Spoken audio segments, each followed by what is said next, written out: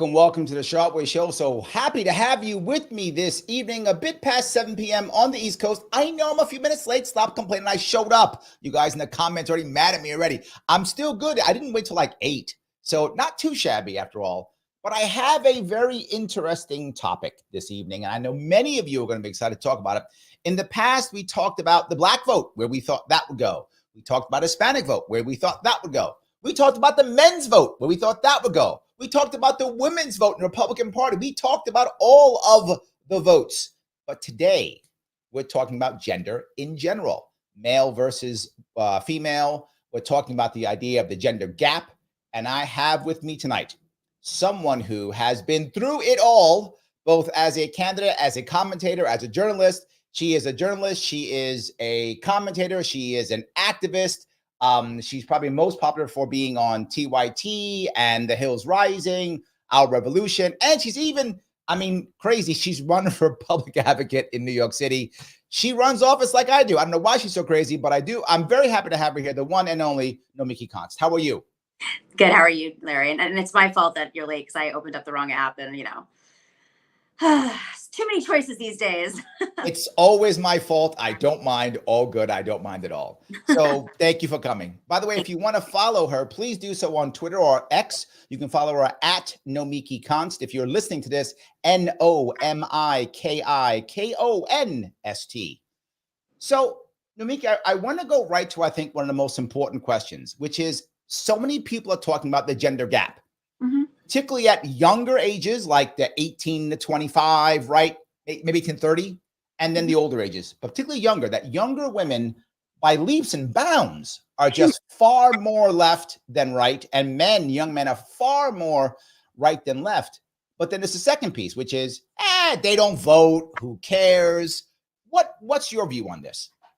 So I got my start in organizing young voters. I worked for the Young Democrats out of college, and even earlier I was working like as an organizer, but in a very mechanical way back when like the Democratic Party invested in the Young Democrats of America, and also in states like other parties in the states. They're doing better now, but that was like where I learned the mechanics of voting, and we did a really great job. It was 2004 and then 2006. I was working in Arizona, and that just ages me a little bit, so you know how old I am. But we organized young people on college campuses and registered them to vote. And sure enough, it made a huge impact in the election in 2006, where Harry Mitchell, who has passed away, was a congressman in Arizona, won. And that was my first foray into seeing how if you mobilize young people and if you're there for them and you give them the right message, they can actually outperform maybe not other voting demographics, but definitely outperform what is expected. If you don't, then they don't. People often joke and say, hey, we don't really want to do a registration drives. They don't really work. But you think they do work. So you're saying if you get out there and register the youth, they will actually show up at the booth that day. I think it depends on who you're targeting and what you're talking about and how you're mobilizing them. Because registration is one thing, but mobilization is another thing. And having the right message, you can register all day long. And if you don't have a great candidate or a great set of issues that the voters, the younger voters in particular, feel inclined to vote for them, okay, maybe it won't have the same impact. I also worked on Bernie Sanders, which you gave me a lot of, thank you so much for highlighting a lot of my work. But my proudest is on the Bernie 2016 campaign. We did incredible work. I was a surrogate for him. We would do rallies, we'd organize. I was one of his surrogates on TV. And also later, I was appointed to a commission to reform the Democratic Party after 2016, in which he appointed me. And we had to go through the mechanics of like what went wrong in 2016 and what could the DNC and Democrats learn from these mistakes. And as somebody who was on the Bernie campaign, I was like, oh boy, do I have a list of things that the Democrats could do. And we spent 2 years examining voting trends, organizational strategies, budgets, the rules of the DNC. And we came up with a plan and we sent it to the DNC. Some of it was incorporated, some of it wasn't. Uh, some of it we're still fighting over. Let me touch that piece though, right? Yeah. My worry is I remember the Bernie campaign, right? And I remember I actually took some people from my governor campaign, came off the Bernie campaign from New York and came to join my campaign when I ran for governor. But what I remember is there was a saying of the Bernie bros. Yeah. But all bros. There were a lot of women on the Bernie train. That was like just a saying they had. But it was a male dominated. There were lots of women in the Bernie train, two of them. I don't see that now. Is the messaging bad? Like, why aren't Democrats pulling the males this time? Why are Republicans not pulling the females when it comes to the youth, right? Bernie can get both. Why can't Trump get both, or why can't Harris get both? Well, the country's changed a lot in 9 years, really. We started in 2015, and we're older. I mean, that's just the crux of it. Is I'm now 40, and I was not 40. I still got you by a couple years, my dear. You're doing just fine. But I was one of the young ones then, and my young colleagues that were on Bernie, for the most part, were still voting Democratic. Even the men. I mean, it's like dads for Kamala. I had a call with them today. I had a call with the men for Kamala, and white men for Kamala, and black men for Kamala. So I'm going to say, as somebody who's a creature of the internet, who's worked in and still works in these digital spaces, the digital spaces have also shifted. The algorithms have changed. I say this a lot. Some people really deeply understand it. Some people know it exists but don't want to acknowledge it because they might be riding the train. But there is an algorithmic shift that happened, a few years ago, like 5 or 6 years ago, and the political spaces in some of these is the political shows, for instance, on YouTube, on the podcasting world, they started to skew overwhelmingly male. It already was skewing that way, but like the algorithm shifted. And when I launched my old show online, we had rapid growth right away. And then it was like that, the algorithm shifted, and it was, I know the feeling. It was odd. It was like I went from gaining 60,000 viewers in like a month to just plateauing and still having a good base of watchers. And what I later learned was, okay, the algorithm shifted. And with that, it also shifted to be far more conservative. So the shows that were like on the left that were super popular and started over 10 years ago, at least at that point. So this is say 2020, that started saying 2010, TYT, The Majority Report, a few others, they were still doing very well, but they still saw a dip. But because they were already so popular and they had great membership, they were able to survive. But now it was very hard after that to start a show. And I think I've heard this from so many people. I get it. I've had it happen. But my concern here is, okay, I'm not saying you're wrong at all. Yeah. What I'm saying is the Harris team and the Trump team, if you know this, they know this, right? So they know this too. So why isn't the Harris team then finding some logic, some way to get around that to get young men? Or why isn't the Trump team finding some way to get around it to grab the young women? I'm not saying you're wrong. I'm saying they should know this and find a way to, when I got shadow banned, I opened up 9 more platforms. That's what I did, right? I had to open up some more platforms to get the same number of viewers because I couldn't get them on one platform anymore. So I had to expand my platforms. Isn't there some way, or is it, I'll go back to it, is it just the messaging? Is it not landing? And I say this because I know so many women. I live in New York like you do, and so many women. And you have a garage? Where are you? No, this is my bunker because I'm afraid the world's ending. So I'm in my bunker. In New York City? Where's your bunker? Yes, this is my bunker. No, this is a green screen. It's fine. Oh, that's hysterical. It just looks good. I was going to make a joke about it being a green screen, and then it actually is. It actually is. Yes. Yeah, I just have a lot of good light. I have good lighting. That's how it looks so good. I have good lighting. God, so funny. So yes, I'm sitting this in is my green bunker. screen too. It's an office. Yeah, not that green, but that's fine. It's fine. Yes. So my point being is, this. I hear women who literally say, I hate Trump. Like they just hate him. And it doesn't matter the policy. They just hate him. It doesn't matter. And I also hear men who say, no, but I'm saying they don't care. Like if tomorrow he would change his policies, they would still hate him, right? There's a group of women, and I'm not saying all women, but there's a group of women who just hate him. But I think the same for men and Harris, where they just think, she doesn't care about us. She doesn't reach out to us. She doesn't care about us. She doesn't care about us. So why would I care? She talks about stuff I don't care about. I think there's both sides. Isn't the messaging failing? No, I think that like every campaign, there's those who are swayable and those who are not. Persuadable voters are those who are on the fence. I think she does have still a significant number of male voters. Yeah, the Mhm. trends for younger voters are going in different directions. And again, back to like the digital platforms, the landscapes, I think part of that is because there's this digital divide. Women are becoming more progressive than previous generations, partly because of what's happening in the world and that, Mm.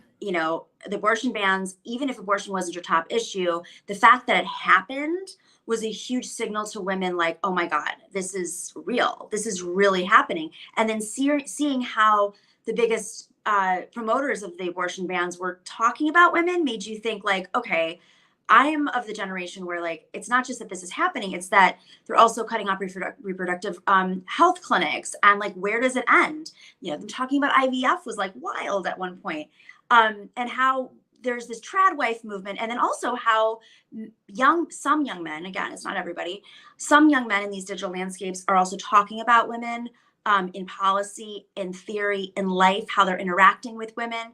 So I can't, I don't think some of those guys are going to be winnable, especially in 2 months. I think it's a much longer process of really bringing reason back to the I'm going to say like the incel type of man, like the man who is, when you're talking in echo chambers and you're talking about women in echo chambers, and then you go out into the real world. Like I'll use Tim Pool as an example because I was on a show with him the other day and he was talking about misogyny. And then when I like was calling him out for some of this stuff, he talked over me. And I was like, well, this is an example. Like if you're going to define what masculinity is for men and women aren't a part of that conversation, you're going to end up having an issue because how many men remember that movie, What Women Want?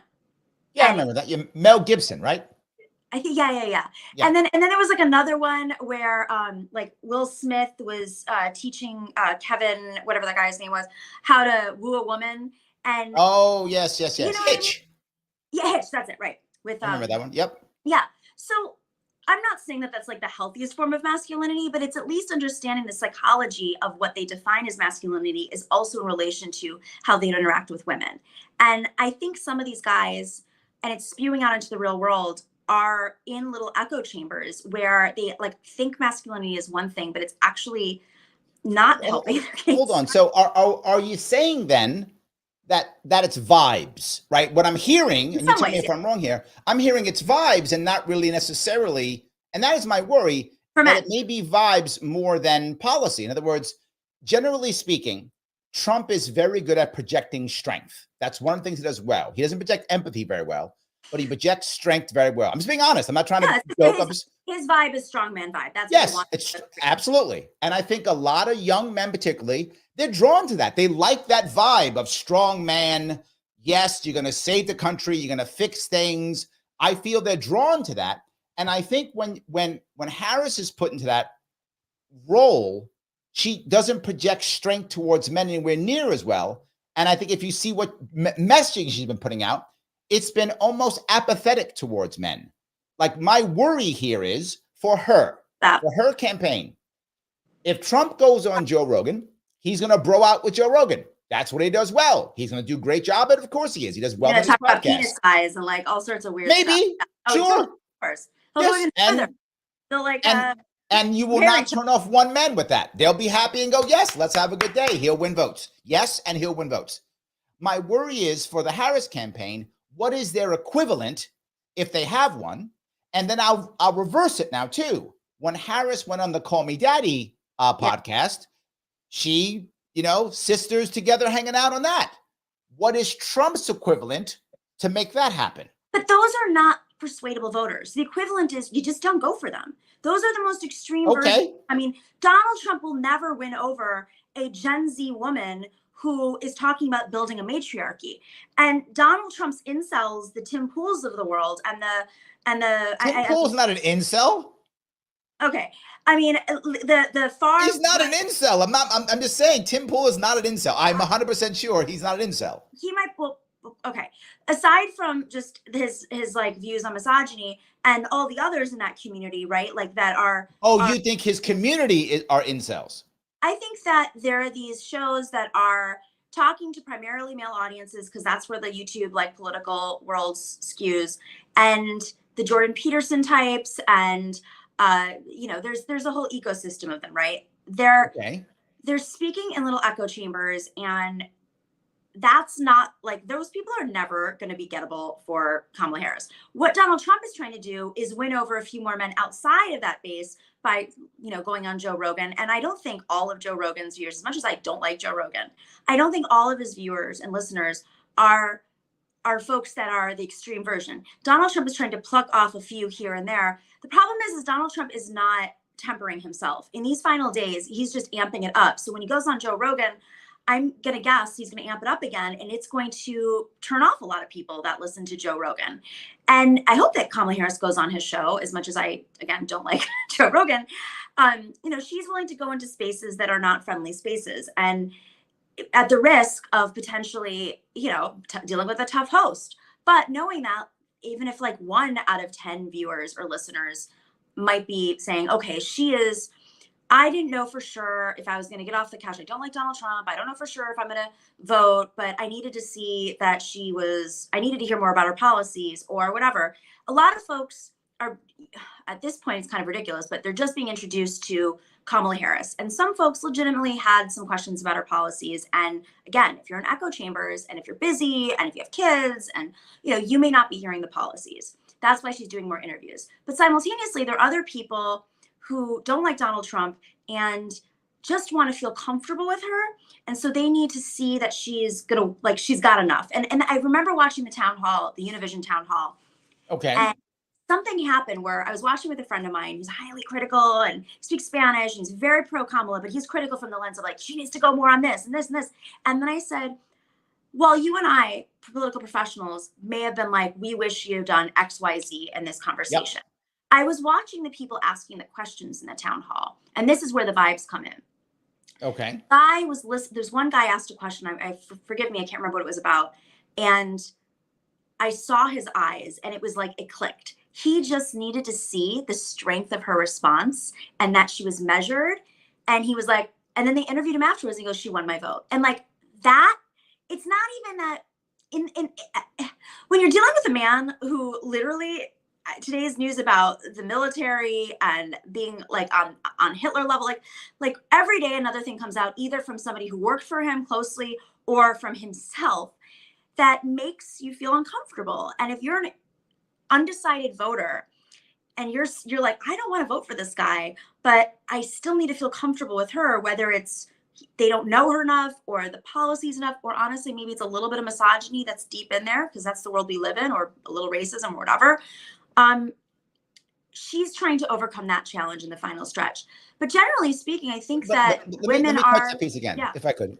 Yeah, and so I am hearing vibe, right? I'm hearing that a vibe is a big deal, and I get it. Yeah. And so my gut then says, if it's vibes, right? Mm-hmm. I feel like the people who don't like Trump, they don't like Trump. And the people who like Trump, they like Trump. And it doesn't matter what he's going to say, right? He could say terrible things about the military, whatever, right? He can do whatever he wants. And they're going to go, nope, that's my guy. Got it. So are we then looking for, instead of changing votes, are we instead looking for turnout? Is this what this is about? Am I trying to get the most young women out if I'm Harris, or the most young men out if I'm Trump? Is that the goal? Just get turnout and we win through turnout? I think it's two things, at least on Harris's side. Harris needs turnout. She needs to persuade undecided still. Those few people out there who are like, do I get off the couch or not? I have family members who are like this. I love them so much. They're generally Republican. They've always been Republican, I should say, in swing states. Arizona, I'm not going to name one name because there's a lot of them. So if anybody's listening, I've mentioned these family members before on air, and then they're like, were you talking about me? And I'm like, I was talking about 12 of you. So maybe you're one of them. But you know, NRA members, people who collect guns, folks that supported John McCain. I mean, there's a gamut, like wealthier ones even. And the one thing they all have in common, which really surprises me, because it didn't all happen at once. In 2016, some of them despised Trump and they just didn't vote for Trump. And they voted I don't know if they voted for Hillary, but maybe a couple of them did. And then some of them voted for Trump. And then in 2020, they were like, yeah, screw that guy. I'm voting for Biden. And I was like, what is going on? This is wild. Like, we're having dinner parties. And I'm like, what? And then now, it's back to that space. I know the older male family members, they're not elders yet. They're not the older voters, senior voters, but they're sort of older middle age, where they've voted. One of them voted for Biden last time, but is still on the fence for Kamala, but hates Trump more, is angry about storming the Capitol, is angry about, and I'm like, what is it going to take? And then my younger cousin, who's a guy, expressed to me like he's working on it. He's working on it like man to man. And I was like, oh, that's cool, because he's in the younger demographic. I would have thought that he would be the opposite. But then simultaneously, I have aunts who are my mom's working on, and they're like, I don't like her cackle. And my mom's like, really? Wait, that's a lot of vibes. That's the thing that's holding you up. You hate Donald Trump. He's embarrassing to you. He's gross. You want to vomit.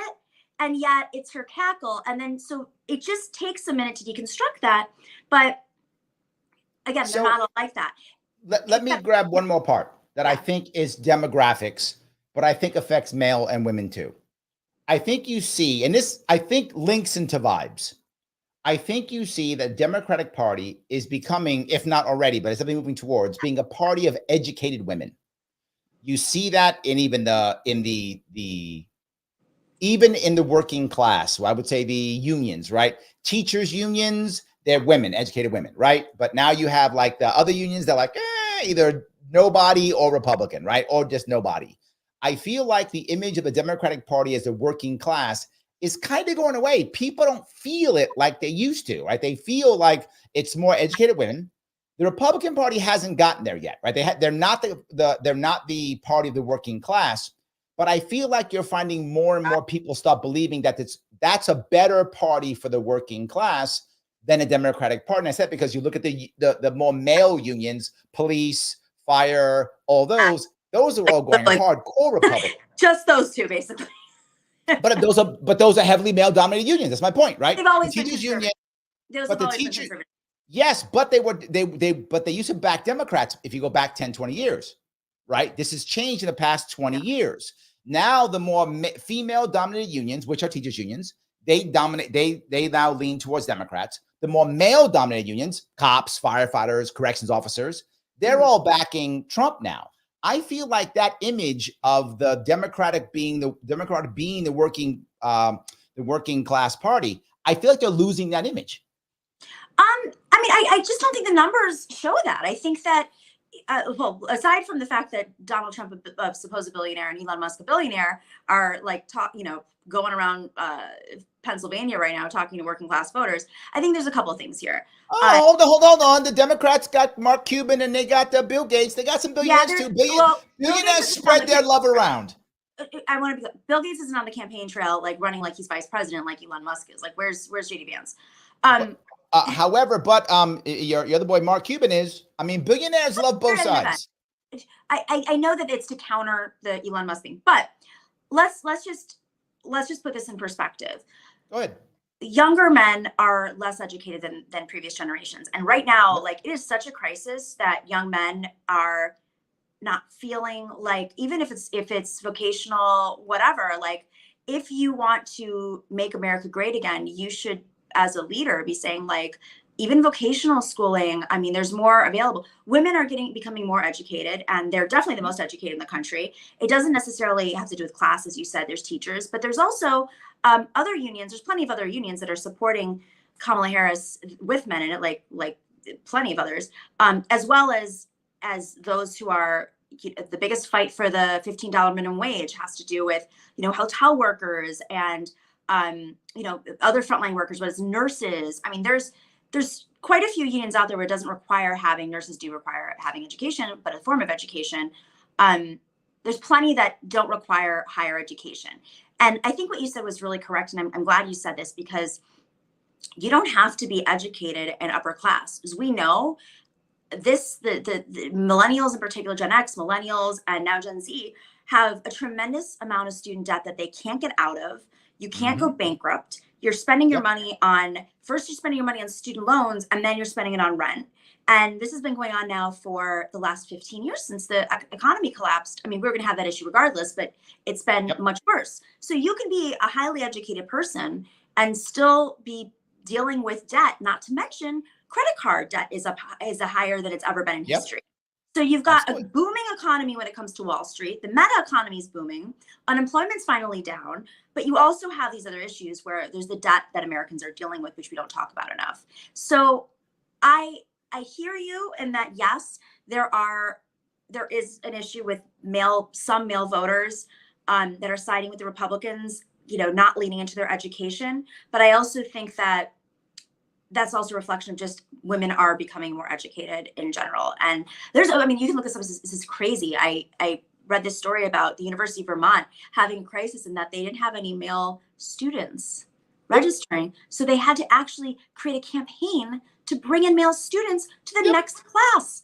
Yep. What? Happening everywhere. Yep. Happening everywhere. There are 8 million men who have checked out in America. They're called NEET men. If you heard that before, it's NEET, N-E-E-T. It means not in education, employment, or training. So it's NEET, not in education, employment, training. Over 8 million. They've just checked out. They don't care about work. They don't care about girlfriends. They don't care about families. They've checked out. They're like, I'm done. It's not working. Don't care. And it's happening more and more. I'm sure you've heard this. I can't believe how often I hear this is people like, I get my education from YouTube. And it's like, okay, well, that's, I hear you can learn some stuff on YouTube. Sure. You have to obviously know who your sources are. Media literacy is a big part of this. And we're all susceptible to, influence. But that is an education. And also, how are you going to get the number one factor of how well you're going to do in life is education. And in this country in particular, I think that's a national security issue. If you don't have if your population is not doing the best they can to create the world they want to live in, it becomes a self-fulfilling prophecy where you're going to have folks who do not have the pathway to success, even if it's vocational. I mean, vocational is great. Like, I think that's something that folks could seriously consider if they're not interested in, higher education or university learning. But to just opt out of investing in your future, that's really worrisome. As you know, when you're young. Agreed. But my point to this is, and I'll bring up a super chat. He's kind of covering what I'm talking about.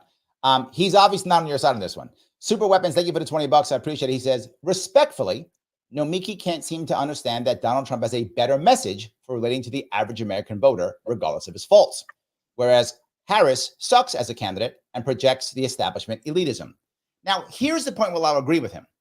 I think that Donald Trump connects to working class people far better than Harris does. And Harris does project elitism far more than Trump does. I'm not saying Trump is a working class guy. I'm not saying that. I'm talking about projection. And I think Trump, his people laughed at his McDonald's thing, but people ate that up. They ate it up. They loved it. He connected again. He's good at this. Harris comes across as an elitist. Am I wrong here? Tell me if I'm wrong. Yeah, I think people are listening. They're in their echo chambers. If you see her out in the trail, she's connecting with people every day. They're crying. They're laughing. She's having deep connection. She's likable. Her likability is up higher. I think a lot of there's no polling on whether or not the McDonald's thing worked, but a lot of people mocked it too. Like, the guy had his cuffs on and his white shirt, and he had to stage it and shut it down. It was like it was the Secret Service was there. I mean, they had to bring in folks to go through the drive-through and pre-screen them. I mean, I understand that like politicians do this kind of stuff, but sure, maybe not that crafted. But it clearly showed to me, as somebody who's worked in politics on that side, like the behind a candidate side, when you're playing stunts like that in the final stretch, it means you're a little desperate. And the numbers really aren't showing that he's just killing it with the working class right now. And respectfully to your listener, just assuming that she projects elitism, I mean, maybe that's his interpretation, but the reality is she does come from a working class background, and she does talk about her upbringing and the fact that her mom was a single mom and like truly struggled and died young and of cancer. Hold on, I think the data does show that the more educated you are, the less working class you are, the more you support Harris. The more working class you are, the more you support Trump. I think the data does support what he's saying. We don't know that. Am I wrong? We don't know that for sure now, right? So like more union members support Kamala Harris. So that by just fact, like union members, leadership, you know, she has a strong working class base. I know that they're trying to gin up this whole divide, but it's really not that. I mean, that's really just not the case. In 2016, the fight was over the working class, and it was basically split and came down to a few thousand, you know, a few tens of thousands of votes. Same thing with 2020. We can't really look at 2020 because it was a COVID year, and I think people who are modeling anything off of 2020 should probably like pause because it's just a very hard modeling year. I think this year you're going to see a split with types of working class voters, and yes, I think the male working class voters, you say, are going to skew more towards Trump. But, you know, whether you're a frontline worker, whether you're a nurse, or you're a hotel worker in Nevada, as we're seeing, especially Latinas, which make up the majority of hotel workers, they're overwhelmingly in favor of Kamala. And some of them are even moving on abortion, in which, you know, 4, 8, 12 years ago, they were not so pro-choice. And now it's happening. Also, that's a reflection. This is a really interesting point. Latinas are far more pro-choice than they were 4 years ago. And then also, and this might play into it, but I think it could be depending on what generation and where you're from, and your family legacy. You know, Mexico has passed abortion, is legalized abortion. Colombia, several parts of Latin America have legalized abortion. And so the role of the Catholic Church, which used to be so strong in the Latino community, even if people are still Catholic, it's being interpreted in a different way. And my image of the Catholic immigrant is always, you know, pro-life. That's my image. Yeah. So it's shifting. And I just think that we sometimes, and this election's driving me crazy, how we're stuck in 2016 and the world has changed a lot. We've had COVID. We've had storm the Capitol. The Democratic Party has realigned itself. So let's go to 2022 then. Yeah. And you brought it up, abortion. Is abortion going to play? I don't know if it's true, but I'll tell you what people say. People said the reason why the Democrats did as well as they did in 2022 was because of abortion. That was the big reason why it all happened. And people are saying it again. Democrats going to do better because abortion is going to be on the ballot no matter what. This is an issue. And that's why Democrats going to do better than whatever someone believes. Do you think abortion is a big deal? Do you think that's going to be a big factor or no? Absolutely. I think it's an indicating factor. You know, of course, there's several factors, right?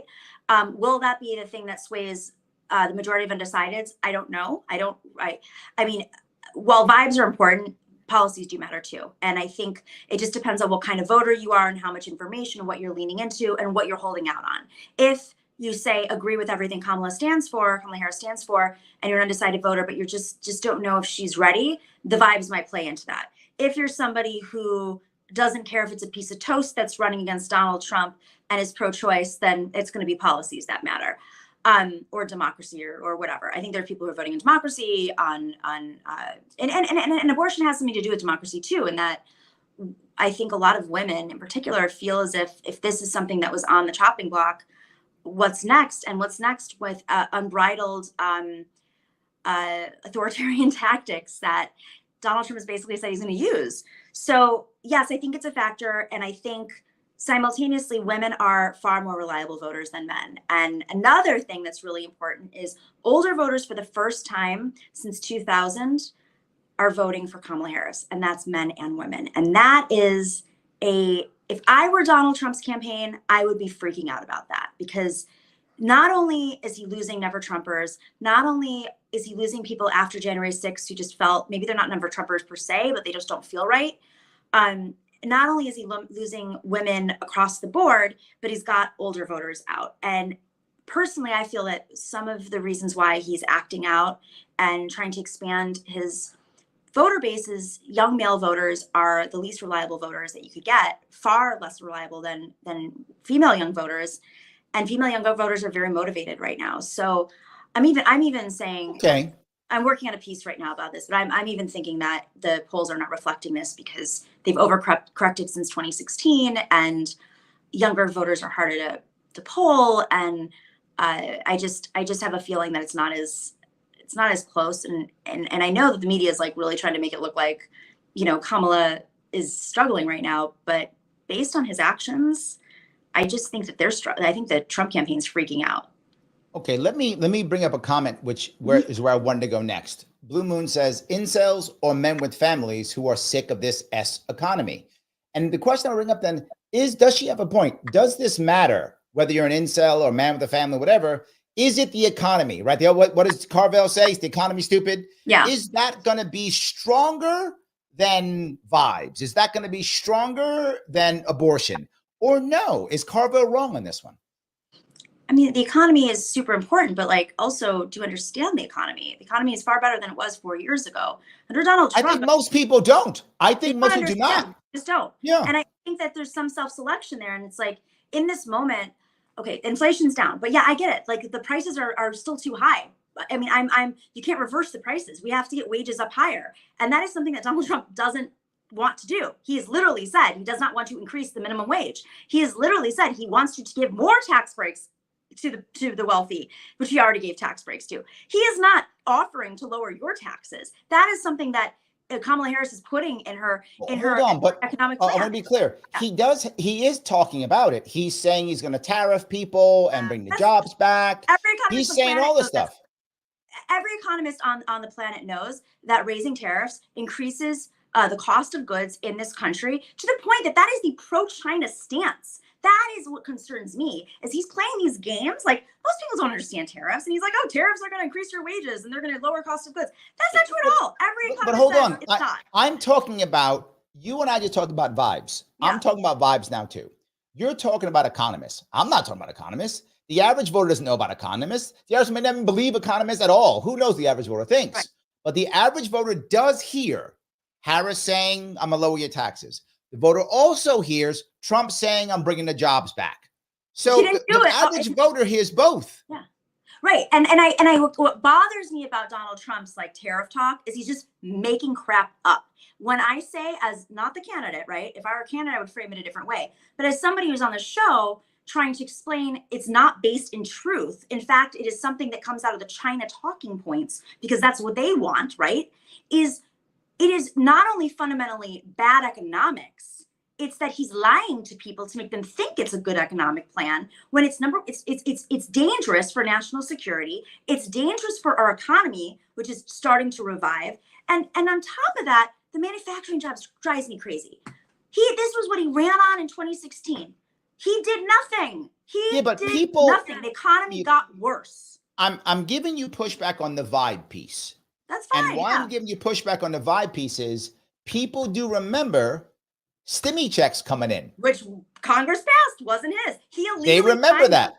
He illegally signed them. Doesn't matter. You're talking about things that I'm saying don't matter. I mean, if I know when I got that check, it has his name on it. I don't care if it's legal, illegal. I don't care if Congress passed it. It does. He didn't even want it, by the way. He gave me a check. He pushed back on it. He didn't even want it.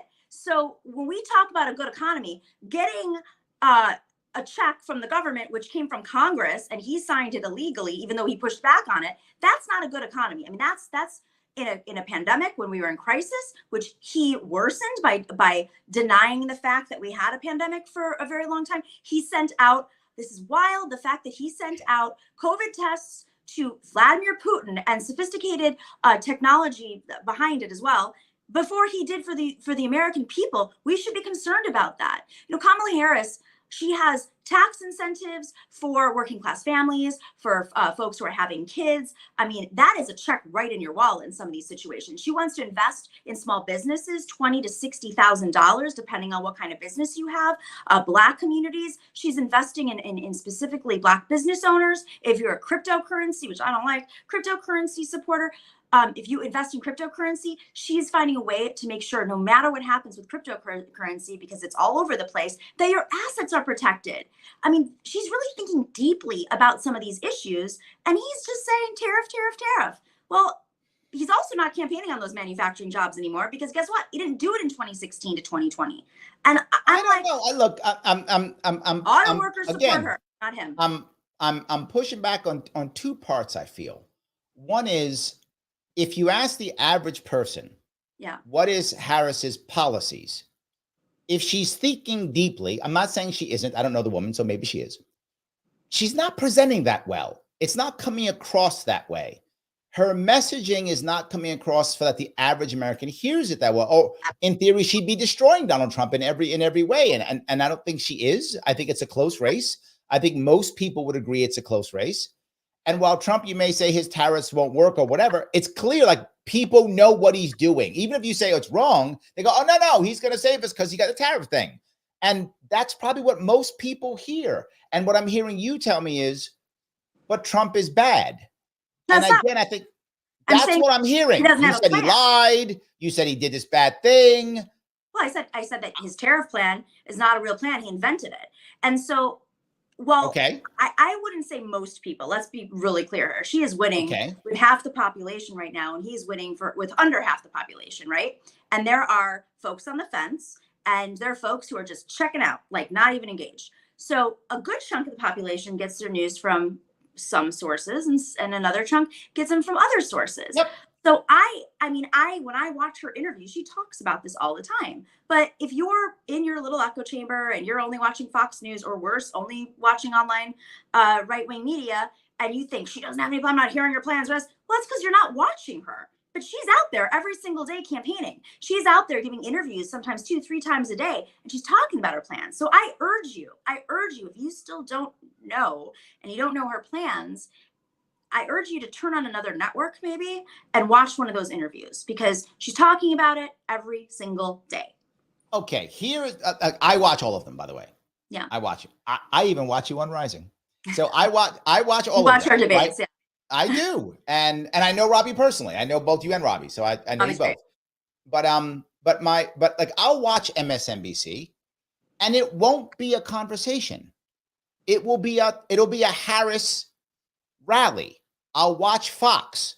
It won't be a conversation. It's a Trump rally. Totally. Well, that's what I see. Go on CNN. Go listen to NPR. Watch C-SPAN. Watch BBC. Okay. NPR is not watchable, but yes, but MSNBC and Fox, they're rallies for each other. So I feel like when I'm watching that, I'm not getting anything real. That's how I feel. And we're talking about vibes. I watch Fox. I feel like, okay, it's Trump rally. I watch MSNBC. Okay, it's a Harris rally. Totally. That's what I feel.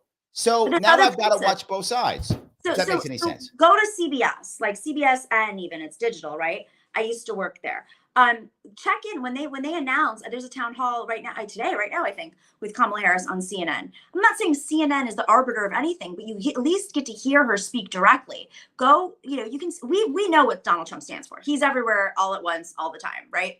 And I think with Kamala Harris, the vice president, she's been able to spend 3 months, right? So I don't know if the folks saying that they don't know what she stands for at this point really think that, or they're just saying that because they're supporting. I mean, that's what Fox News says all day long, but they're supporting Donald Trump. But if you want to know, go look for it. It's the internet. It's it's on your phone. Let me grab 2 points. One, Fiercely Independent says, Nomiki, I respectfully disagree. Obama's 08 campaign was far more detailed from a policy perspective compared to Harris's 24 campaign. Well, on Obama 08, and Obama 08 started 2 years prior. So, I mean, but yes, she does. Go on her website. I'm asking you. It's great to make assumptions, but I'm asking you to click on her website and look at her plan. She does have a fully comprehensive plan. Her economic plan alone, if you really want to go into it, is like 250 pages long, but like no one's going to do that, right? I'm not a fan of going to read a plan. Right. I don't even have to go to a website. But if folks really think that, maybe before making the assumption, just check your vibes and go, okay, I'm going to look this up just to see if I'm potentially wrong. And again, 08 was special, but it was a slow buildup, just like Bernie Sanders was a slow buildup. This is something that we went right into the election season, and she does have plans, but watch her. Yeah. So let me ask an opinion of you. Do you think it would have been better if the Democrats would have had some form of primary instead, in which case her campaign would have started earlier? Would that have been better for her now? Looking back with hindsight, do you go, you know what, we should have had a primary, or not? I think we'd be exactly where we are.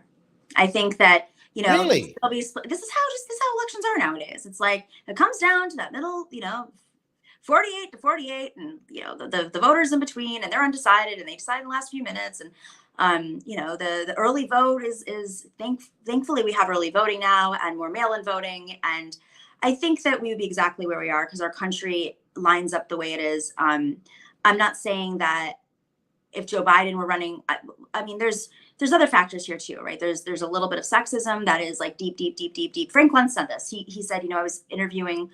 I'm generalizing here, so please forgive me. But I watch Frank often. I know Frank. He's brilliant. Yeah. So he did a focus group a few weeks ago, and he said, look, I'm listening to these people in the focus groups, but it's clearly not about the policies at this point. It's about something else. And he was the one who flagged it, that he does think that misogyny is playing into this.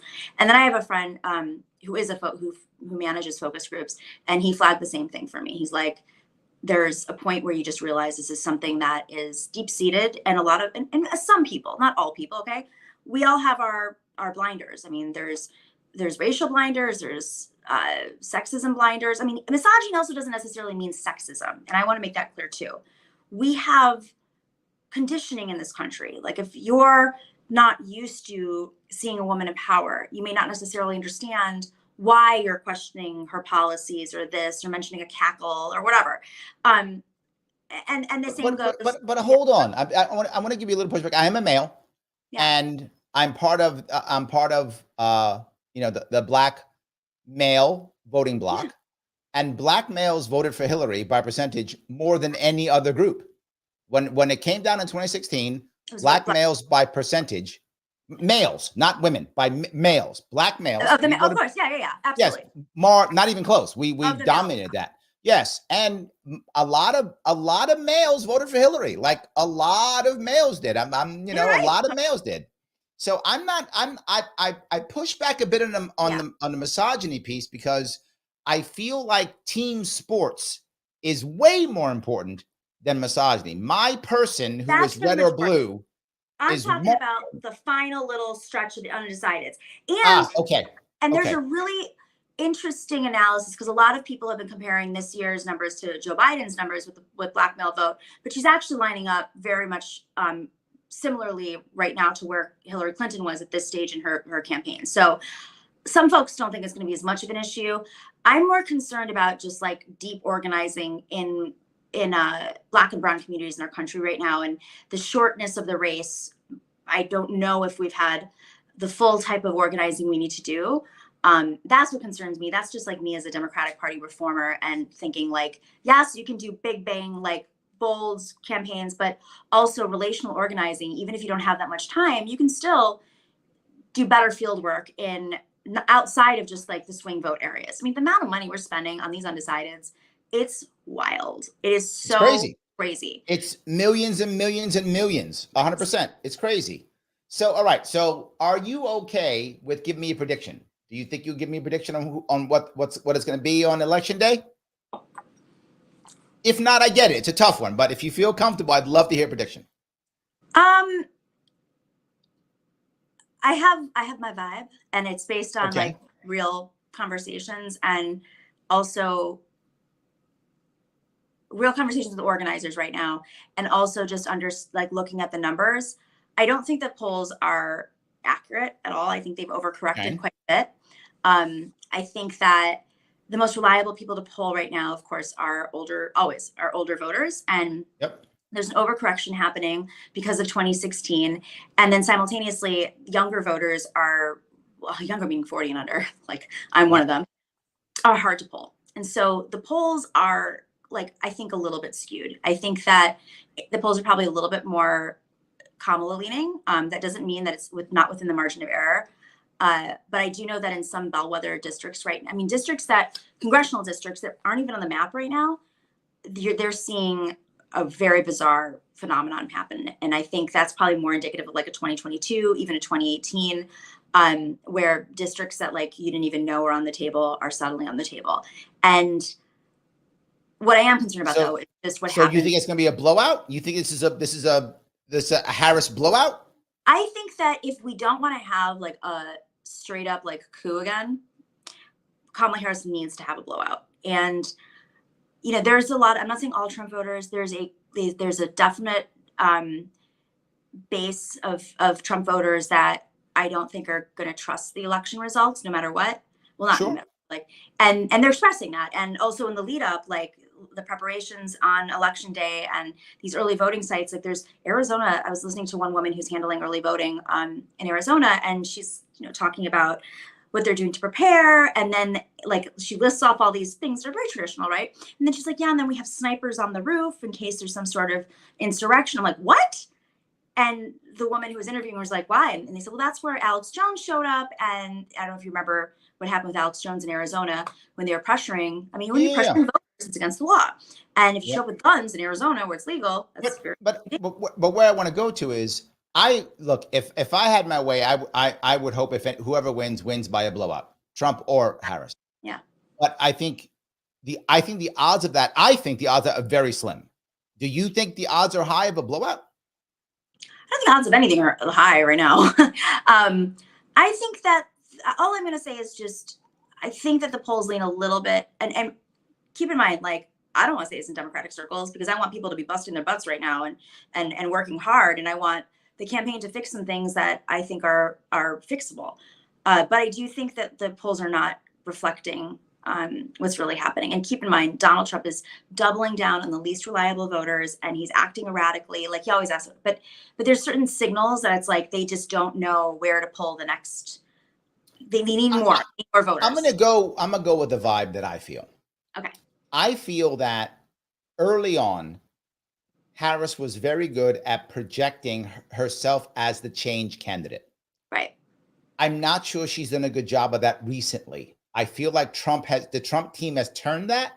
And I think adding their surrogates has also helped the Trump team to kind of turn that a bit better. I don't think they were ready for it. I don't think Trump team was ready for that spin, which I think the Harris team did well.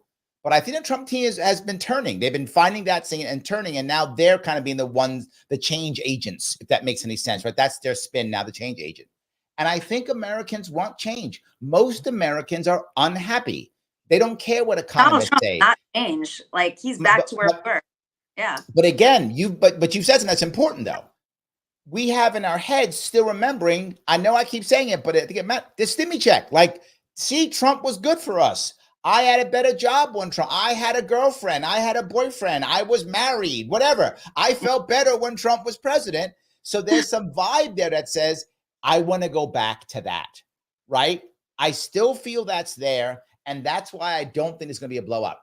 I think there's still a lot of people who just go, I don't like the way things are. Trump's the change guy. Trump it is. I think there's a lot more of that. I think there's a lot more women who see the difference in the country under Trump, and they're the more reliable voters. Okay. And, fundamentally, they're more reliable voters. They're more motivated, and they're more coming from the other party against him. And I just think I know it's cliche, but the year of the women, like that's a real thing. I mean, 1992, you recall, and 2006, I think was the year of the women. And it's not even I agree with you. Men have checked out. You're right.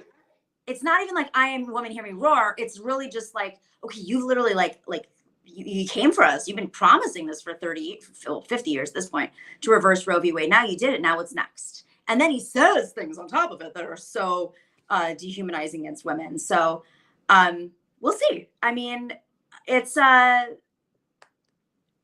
a lot at play here, a lot. I just hope it's whatever happens, it's a safe election. No violence occurs, and we can, no matter what the results are, we can go on building whatever we need to build. And if Kamala Harris is elected and Donald Trump is not, then hopefully Donald Trump will retire into spaces and the Republican Party can realign and figure themselves out. Let me, if I could talk to my audience real fast. Sure, guys, if you like what you're hearing, do me a favor, click the button known as like. Click it. It does matter. It's how I get past things. Please click it. Yes. If you're watching on Twitter or Facebook, please share it. It does matter. If you follow me on YouTube or Facebook, please subscribe. I need all the goodies. Keep it all going. Please do so. You can super chat me if you want to. I appreciate it. You can remember if you want to. Always good. Click that join button. $49 per month keeps this going more and more and more. But no matter what you do, please check out Nomiki Konst, what she's doing. Check her out on Twitter /SX at Nomiki. Say again? Threads. I'm not spending as much time on X anymore. I'm just gonna say that. Oh, okay. It's a little, it's like a shell of what it used to be, but I appreciate that. Threads, Instagram, I got a lot of trolls. I get it. Tune into Rising. You know, I'm into There it. we go. Her Yeah. details are all on Facebook and also on YouTube. I got Facebook. So no, I put details. Your details are on my description in both Facebook. I'm on and Facebook YouTube. too. I forgot about that. Yeah, there we go. Facebook also. So Nomiki, is there anything you want to bring up before we kind of wrap this up? Anything you want to bring up? I'm going to grab comments afterwards, but I don't want to hold you. I've held you here already too long. Related to the election or just like in general life, you know? Whatever you want to say. I've got you for a few more minutes. Go ahead. All I would say is I encourage folks. I mean, I go to a lot of spaces that are not my natural spaces. As you know, I'm on your show. We have a lot we agree on too. So we just are having a deeper conversation right now, and I appreciate that. But I do encourage folks to check out, other spaces and get outside of your normal, comfortable land. And if you're on TikTok, like check out feminist TikTok to see what's going on there and hear different sides and talk to women. If you're a guy watching and you're not understanding what's happening, like please, I encourage you to talk to folks. Like ask uncomfortable questions. It's easy to just like go online and shout, but unfortunately, I think that's like spilling over into real life. And this is what this election's about: is like, can we bring the humanity back to our communities? Can we talk to our neighbors? Can we get along with our sisters and our mothers and our brothers? And I know it's going to be hard to go back to that, but like, let's just start with seek out a news source. It doesn't have to be complete opposite. It could just be like, listen, like I said, turn on NPR one day. As long as you're listening to me too, that's all fine. Exactly. There you go. That's good. Nomiki, thank you so much for coming on and giving me so much of your time. I appreciate it. I'm gonna keep talking to my audience for a bit, but I will let you run. And let's keep in touch, please. Next time you're around, let's grab lunch or something. Awesome. Love it. All righty. All right. Good seeing you. Bye. Guys, thank you so much for giving me that. I'm going to grab some comments. I was trying to keep her. She has to go. She's on Rising and all those things. So while I would love to keep her here for 3 more hours, go back and forth, I know I can't. So you might ask, Larry, she is definitely not a libertarian. She's not, doesn't pretend to be one. Why in the world would you have her on? It's a very important reason. Because she represents a lot of people, many people, and she's a New Yorker like I am. She lives in Queens like I do, and also DC. Now she's doing both, right? But she thinks very much the same way many people in New York City think. This is not an uncommon thought process. I know some of you are like, wait a minute, but I live in so-and-so, and I think differently. Yes, this is why you hear me say this is not going to be a blowout. I don't think so. This is going to be a close election. There are a lot of people who honestly think exactly how she thinks, believe what she believes, same way, 100%. And I'm glad we were able to have that conversation. I will try to grab some more comments if I can. I know I was behind, but I wanted to get as much out of the conversation before she had to go. So I do apologize for not jumping on board, but I will try to go right now. Superweapon says, is it more educated, the more propagandized? What I would argue, and I think she would agree with this, is the more educated you are, the more establishment you tend to be. That's accurate.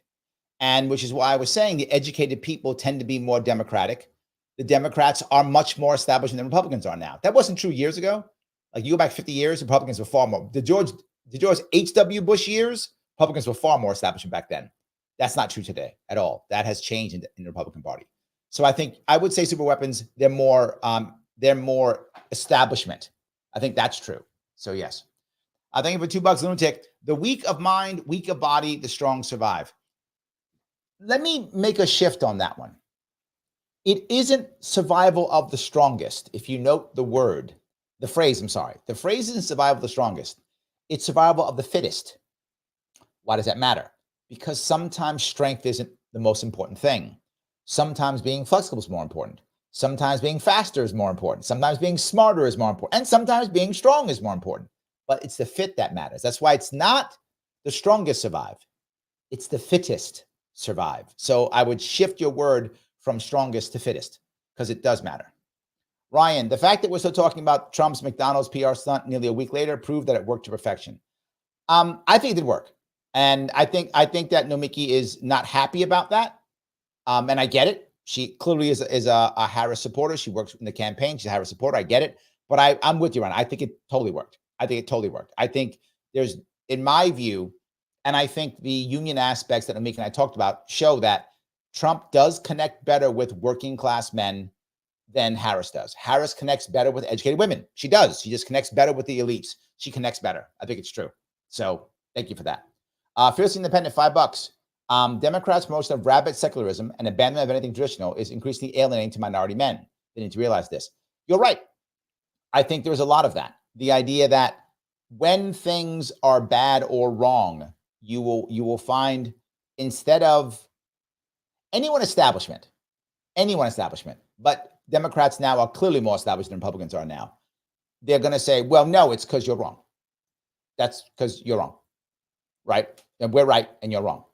And what you're finding is when institutions are more important than tradition, institutions are more important than spirituality, institutions are more important. You'll find that that's what they believe. But the average person doesn't always believe that. And you have a very valid point. Lunatic says, thank you for $2. Harris, her messages and followers equals tons caps. Well, we did bring this up, right? I mean, I think your point is a valid. We did bring this up. The idea that most people aren't political animals, right? I'm the crazy man who watches all the things and punishes myself and meets all the people and goes on the shows. Most people don't do that. Most people watch 1 or 2 shows, maybe a couple a week, maybe their local news, something. This kind of, and they talk to some people. They watch a podcast or 2, and they've got lives to live. They don't. I mean, this is my life, but most people, this isn't their life. So I don't know, but I would go more with ignorance than I would stupidity, if it makes any sense. I mean, obviously people have different intelligence, but I would go more with ignorance. Super Weapons, $5. Thank you. Is this really, if this really were about how echo chambers and males are a problem, what I'm hearing, then why is Jay Stein a better candidate than Kamala Harris? FYI, I'm LP. No, I get you. Which is why if you saw me push back on her idea of, it's misogyny, is there a small chunk of people who say, I'm not voting for no damn woman? Sure, of course. I mean, that's everywhere. There are people who are racist. There are people who are feminists. There are people who are misogynist. Of course. I mean, there ists and phobes do exist. Of course, they exist. But they're nowhere near the majority. They're a small minority of the population. They're not a big part. And again, I look at Hillary. How many tens of millions of people voted for Hillary in 2016?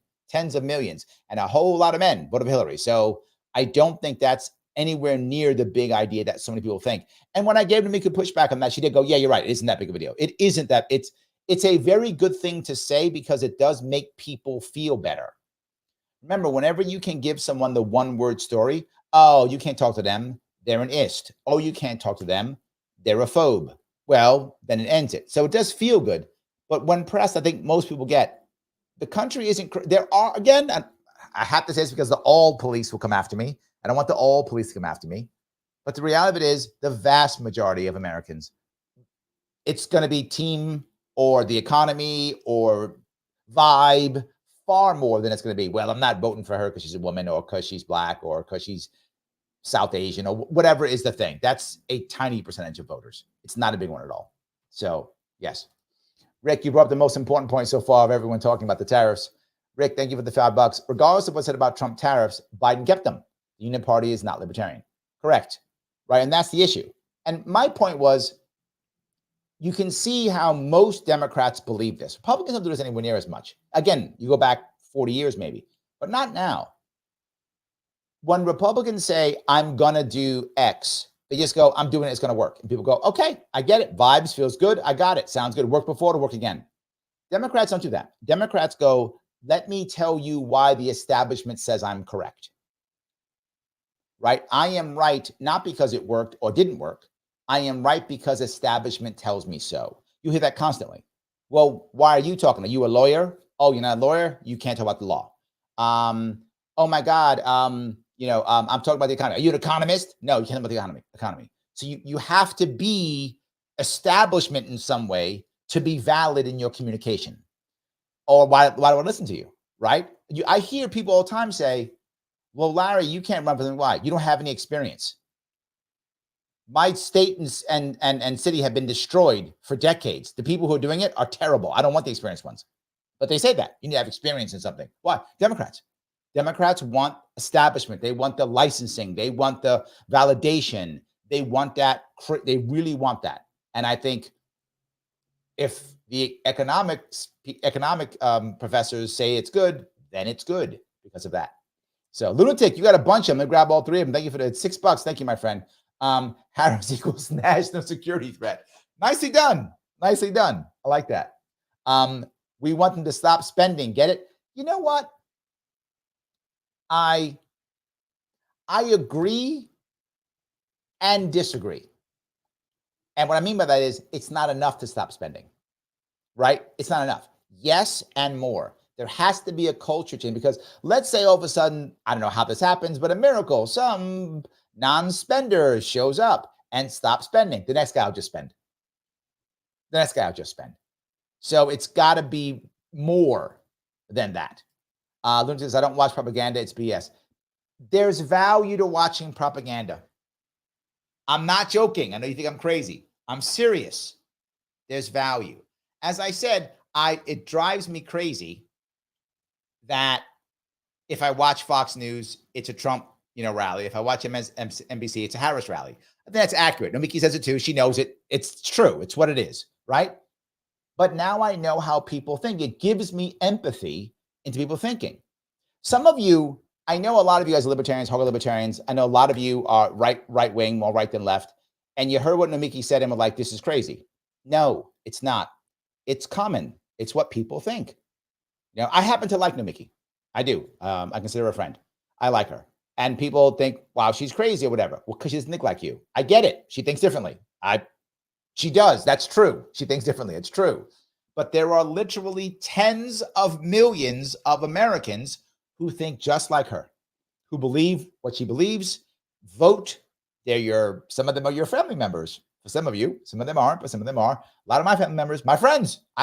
Most of my friends are here in New York, and a lot of them, they hate Trump.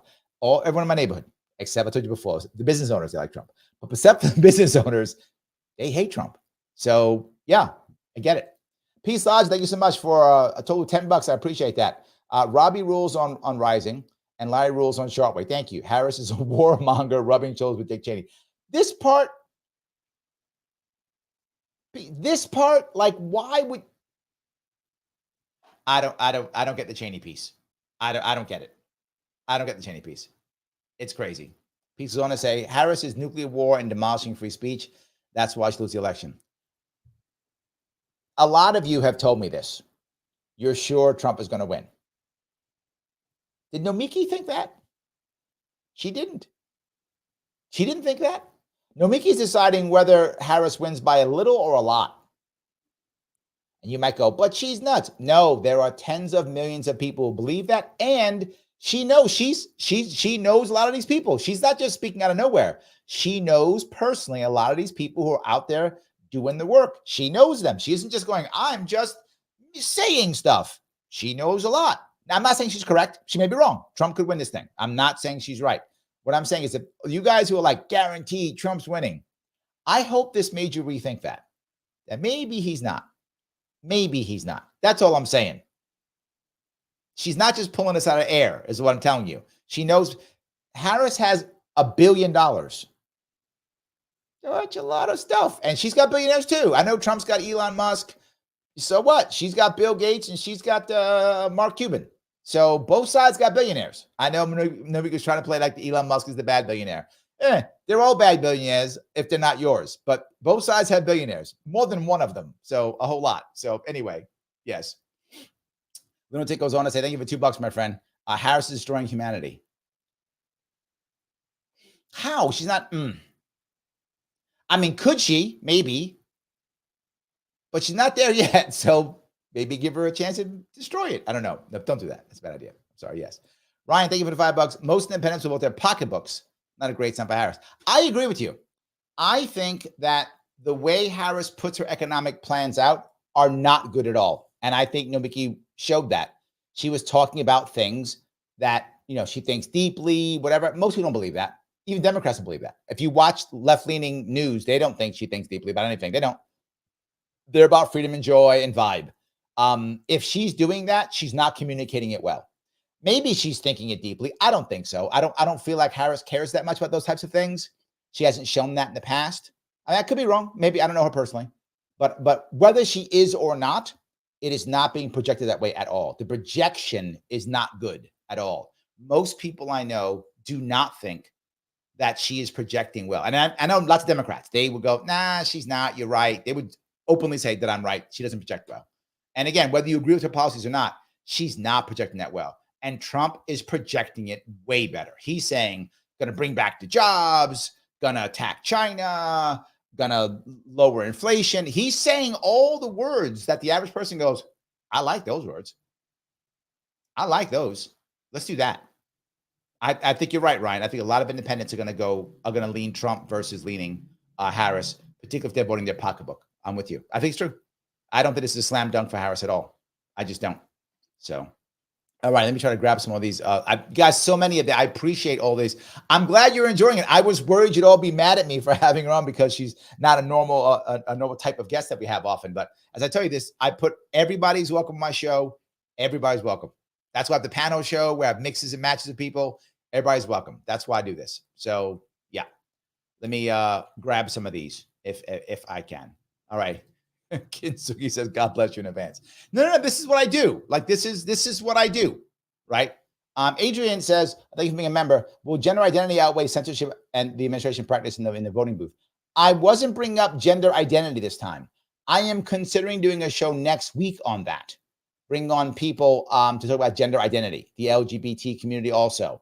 I'm considering doing that and doing a panel next week. I may, if I get the right people to show up to do that, so that we can talk about that issue. Because that one I had brought up yet. So Adrian, I was already thinking we're on the same page. This was about her thought process in gender, meaning male and female, not meaning identity. So I will. I'm considering doing that next week. I may be doing that. So Joel says, I think Cenk Uygur is getting over his TDS. I don't know. I think he believes Trump's going to win. I think he believes that. The way he was talking, I think Cenk thinks that Trump is going to win.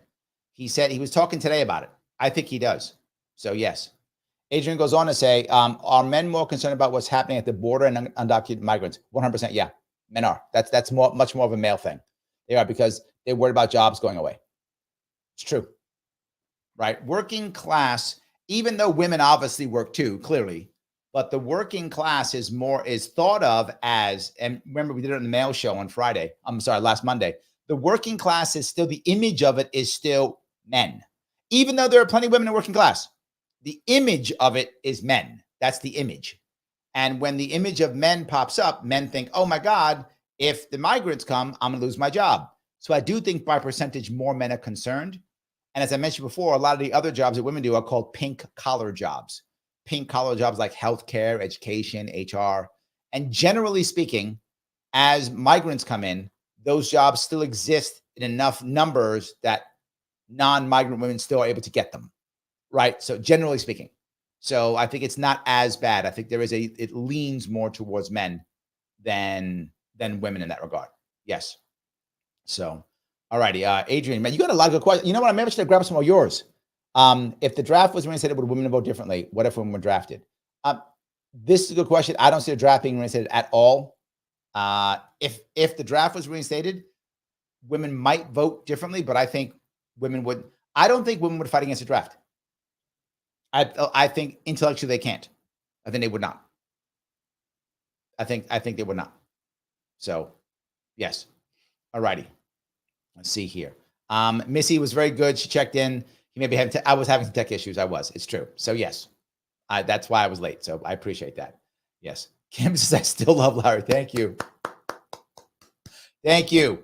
Yes, absolutely, 100%. IC says I like her look better without the glasses. I agree.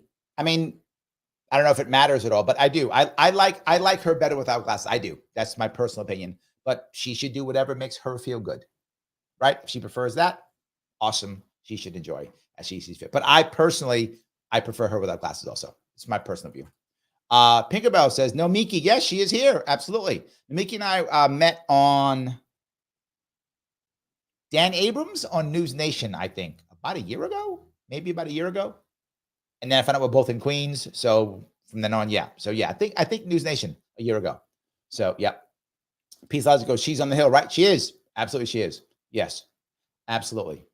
So IC goes, I'm gonna give her a chance. Michael, I haven't liked her on the Rising. Well, thank you for staying. I appreciate it. I hope it was interesting. That was my point, right? I hope it was interesting. So yes. So Kintsugi says, I'm totally crushing on Robbie, not gonna lie. Robbie is a married man. I'm not saying I will stop. I don't know him that well. So just you should be aware, Kintsugi. That's all. You should be aware of that. Whatever your decision, you do you, no judgment. Just saying.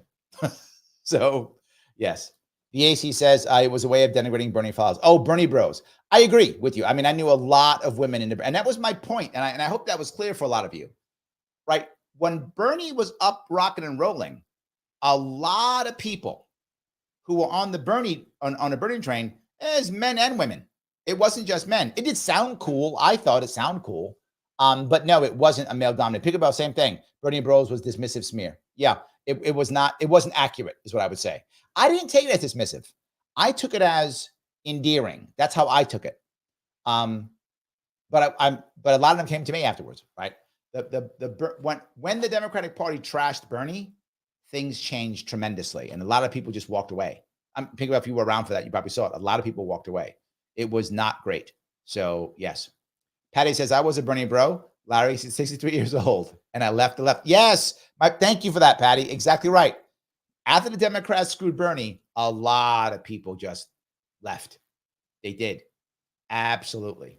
They were like, I'm out. They screwed Bernie over. I saw that happen a lot. Yep. Missy says same. Yes, so many people. And Missy came to me. I grabbed some Bernie bros. So I am very happy that Bernie did his thing. Kind of good for me that he didn't do well. But, just it still was unfair, regardless. It still was unfair. Either way, it was unfair. So, yes. So he says, I'm so heartbroken. I thought you were in a bunker. You were a bunker, bro, Larry. No. I always say I'm in my bunker. Yes. But if you see, when I do some other shows, I change my background. My background changes for the show. Sometimes it does. I will shift to different shows. If you see me do interviews, I change the background also. I change the background often. So I have nice green screen, change my background whenever I want. So yeah, I do change it all the time. Absolutely. Liberty Lady's mad too. I thought he was in a bunker. No, I actually have an actual bunker. Hold on. Let me show you my actual bunker. I will actually show you the bunker that I actually have. There's a real bunker one. This is like there we go. All right. That's the real bunker. Now I'm really in the bunker now. I hope you guys like that one instead. Is that better? There we go. That might be better. So there we go. Missy goes on to say, Harris will win New York just because New York City is so blue. Not just New York City. All the cities in New York are blue. Buffalo is blue. Rochester blue. Syracuse blue. Utica blue. Ithaca blue. Albany blue. New York blue. All the cities are blue. Doesn't matter what city you pick. They're all blue. That's the one thing that's it. So IC says, it wasn't misogyny when Tim talked over her. Panelists talk over each other all the time. Get over yourself, woman. I watched that. And the one thing that you saw me push back is I think she was trying to call, she clarified. I thought it sounded like she was trying to call Tim an incel. I know Tim. He's not an incel. That's not a thing. He's not an incel. That's not who he is. It's not a thing. But then I guess she was trying to insult his audience. His audience is, tens of thousands of people. Tens of thousands of incels? It's being dismissive. It's just being dismissive. I talked about dismissiveness. Yeah, was it 2 days ago? I forgot I was talking about dismissiveness. It's being dismissive is all it is. It's not real. That's not a thing. I'm sure some incels watch Tim Pool. I'm sure there is a group that does. I'm sure that's true. But that's not his audience. I don't see it at all. And I don't see Joe Rogan's audience being that way either. I've been on Joe Rogan too. And I had a huge increase in my audience when that happened. And I don't see that as being the case. I think it's just a way of being dismissive, and it's a common tactic. And right now, what I don't like when Trump does it too, because Trump's been dismissive also. He's actually better at it because it becomes personal, which actually makes it better. It seems like it's not dismissive when it's more personal. Democrats do it much more than Republicans do. But Democrats are super dismissive. Don't listen, just dismiss. Just dismiss. Trump does it too. He's like, oh, she's stupid, or she's dumb, or, they're this, whatever. He does it also. But Trump's being more personal actually lands better, if that makes any sense, when he's dismissive. Because he's like, no, it's you and your. Democrats are much more generic. They're all incels, or they're all this, more common way of dismissing them. And even if they are all incels, they're not. But even if they were, they might vote. Don't you want them voting? I still want it. So, yes. So Morgan goes on to say the same can be said about feminism, how women interact with men. Agreed. No, there's misandry. There's women who will look at men as bad no matter what. 100%. I agree. 100%. Yes. Let's see this. Oh, and you go on and Morgan goes on to say gender roles are cultural. Change the culture, change the roles. Yes, I agree completely. I think this should be a cultural issue, which is why vibes matter. Right? Pickabell, thank you for being a member, goes on to say, in the political context, trust built on vibes. If nobody trusts you because of atrocious vibes, they won't give a shit about your policy. You're right. There's an old saying in business, I teach it all the time, which is people don't care how much you know until they know how much you care. That's not mine. I forgot where it comes from. One of the business coaches from years ago, but I teach it because it still makes sense. It's an axiom that works very well. I think you're right. Yes. Torrance says, I'm a 27-year-old single male. I do not consider myself an incel. I believe Adam and Eve were created perfectly. Patriarchy is natural. Women are humans with rights and freedoms. I think a lot of people think that. I think a lot of people do. Kinsugi says, that's true, Larry. Kamala doesn't project strength. People are craving strong leadership. Not saying Trump is that person, but he puts in a good show. No doubt. There's no doubt. She admitted too, right? I mean, Nomiki said it. Yeah, he does project strength better. It's true. It just, if you have eyes, you see that's accurate. He does project strength better. He just does. It's true. That's it. So yes. Morgan asked, Nomiki, can you explain your reason? Yeah, I probably should ask that question. That's a good, God, there was just so many. There were like over 80 comments. I couldn't get them all in. And then her talking, I probably should have asked that question. That's a good question too. All right. Lesson learned. I will spend more time on this. Maybe I'm going to ask Missy.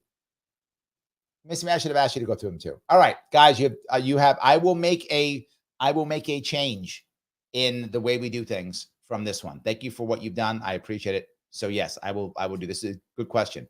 My gut would be, because most people who support Harris feel betrayed by people who were supporting more left-leaning and then don't anymore. They feel betrayed. The perfect example is RFK Jr. RFK Jr. used to be a Democrat for years, right? For years, decades, not even years, decades he was a Democrat. He left the Democratic Party. He is now a traitor and evil and must be destroyed. That's it. Rogan supported Bernie. Rogan was a lefty. He supported Bernie. He left. When I was on the show, if you watched the show I was on with him, I insulted him. I called him a Democrat. I did. Because I knew, because he was so left. I said, yeah, that's a Democrat. And he got mad at me. But yes, it's true. And now he's not. So the reason why, Morgan, is he's a traitor. Right? They don't hate me. I was never one of them.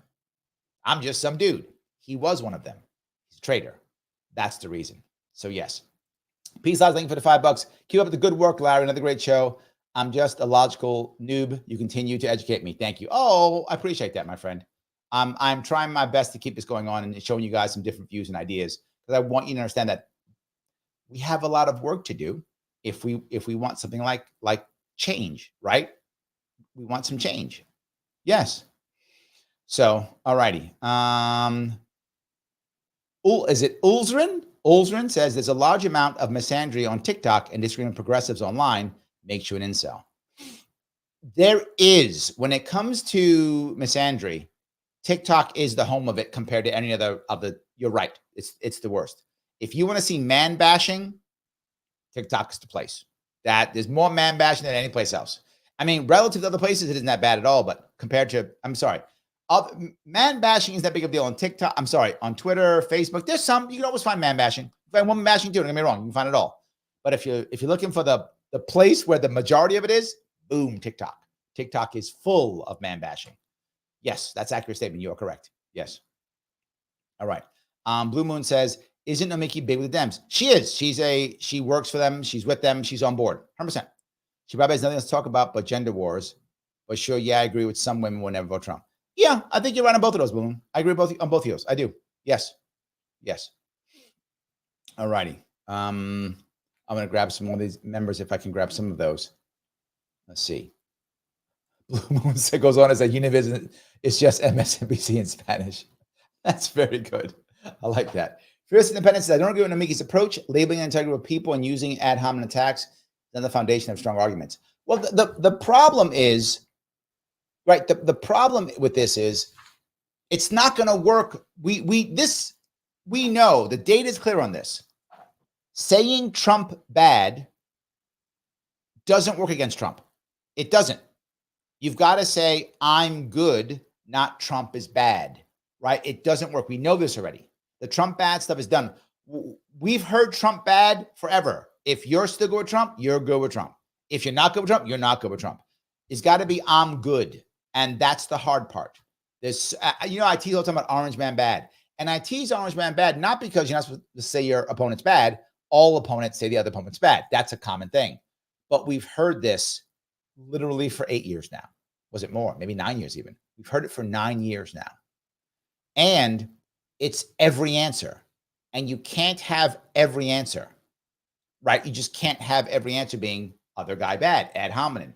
I agree. You can't have every answer. Now we've heard it so much that we just wait for it, right? We can't have every answer be it's an ist or a phobe, right? Or a phobia or an ism.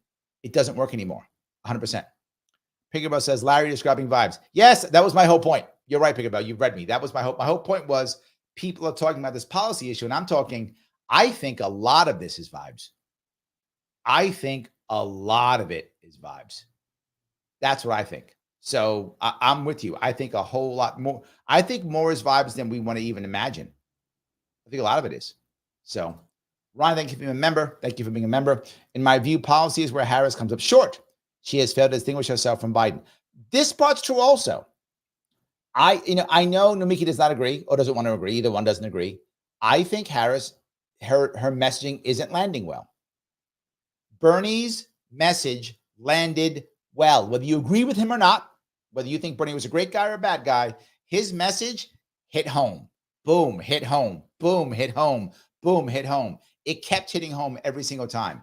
Bernie's message landed. Whether you were male, female, didn't matter. It landed. People got it. The millionaires and billionaires. Perfectly hit. I mean, we got it. Like, it's in. She doesn't have that. She's like, and now I love guns, and now I hate guns, and whatever. Hers is not working anywhere near as well as the other one. So yes. Okay. All right. Missy, please, God, y'all men, please don't think most women are like her. I'm not crying misogyny at every man I see and every mention of a man. Only the far left are like that. Oh, there we go. Thank you, Missy. I appreciate that. That's good. Okay. So there we go. All right. And Missy goes on to say, Nomiki gives me the ick. Well, there we go.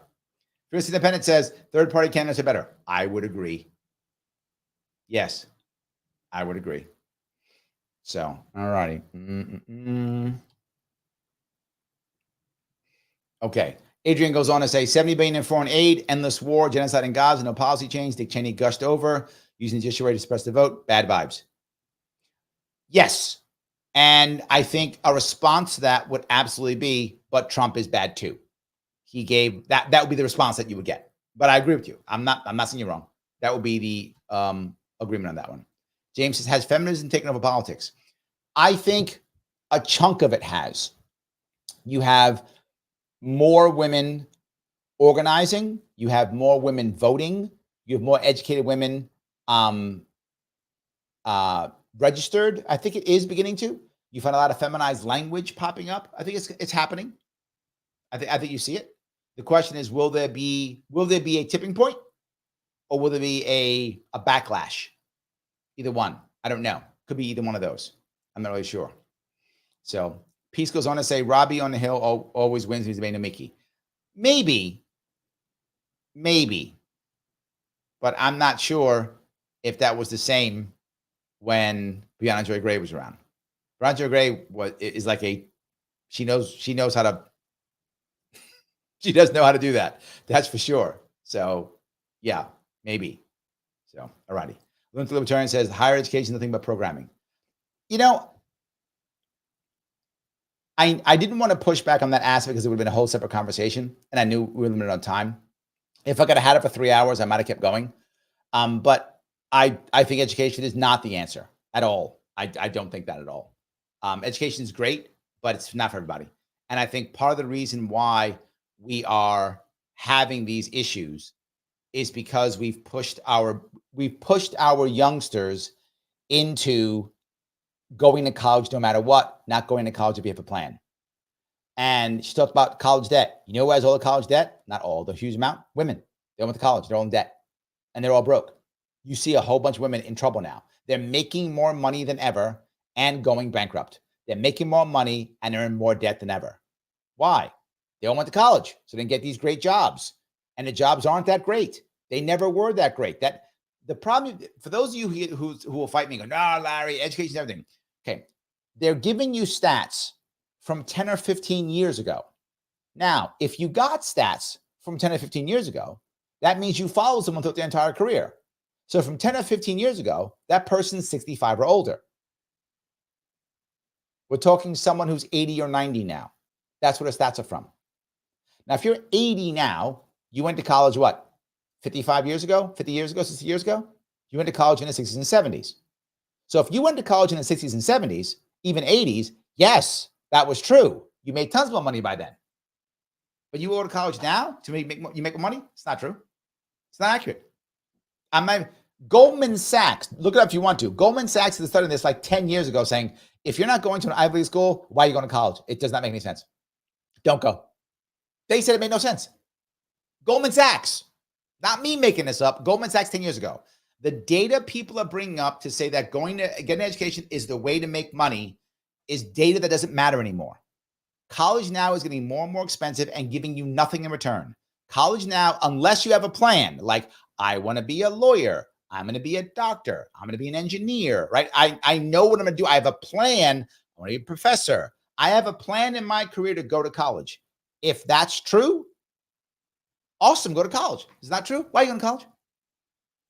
You're going to go into debt, waste 4 years of your life. No one's going to want to hire you anyway. You're still going to be working at Starbucks. You're going to be a barista anyway. Just go be a barista. Maybe you'll be a manager by the time those 4 years is up instead of just having a college degree and go and become a barista and have debt. I'm not even joking when I say that. So I do think you have a very valid point there. It's a very valid point. So yes. User has been banned says young men and even those nearing middle age are finding less reasons and things to live and die for. I'm going to start looking the opposite way here at this. What you're seeing now is if you look at people who are hurting in America more than anything, it's no longer older men. It was. Took that for 2008. Terrible. But a lot of those older men have found answers in some way, shape, or form.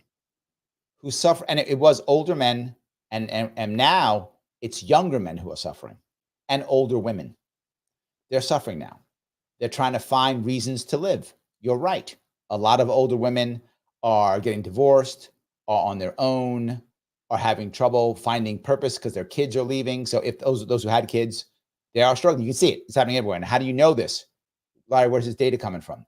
Look at the number of women who are older who are on some form of some pharmaceutical to make themselves feel better. The numbers are staggering. I think it's 1 in 4 now. Some number. I mean, someone will check the numbers, but it's something. It's a staggering number. Older women are falling back to drugs and alcoholism. I'm not making this up. The alcoholism rates since 2018, I think it is, 2019. I forgot. It's last 5 years have shot up in women. So older women are struggling and younger men are struggling right now. And we've got to find answers for both of those or we're going to have more trouble. And it's not who we vote for.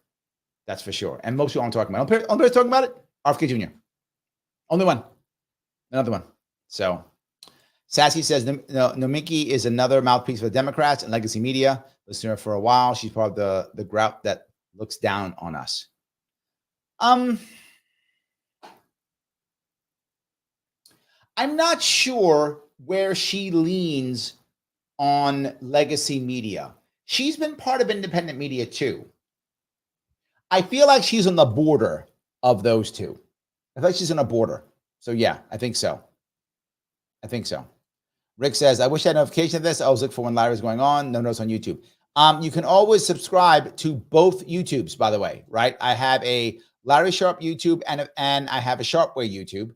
You can check out both of them if you want to, right? Reason why is I get shadow banned on one or the other, and YouTube, because to hell with me, literally unsubscribes people.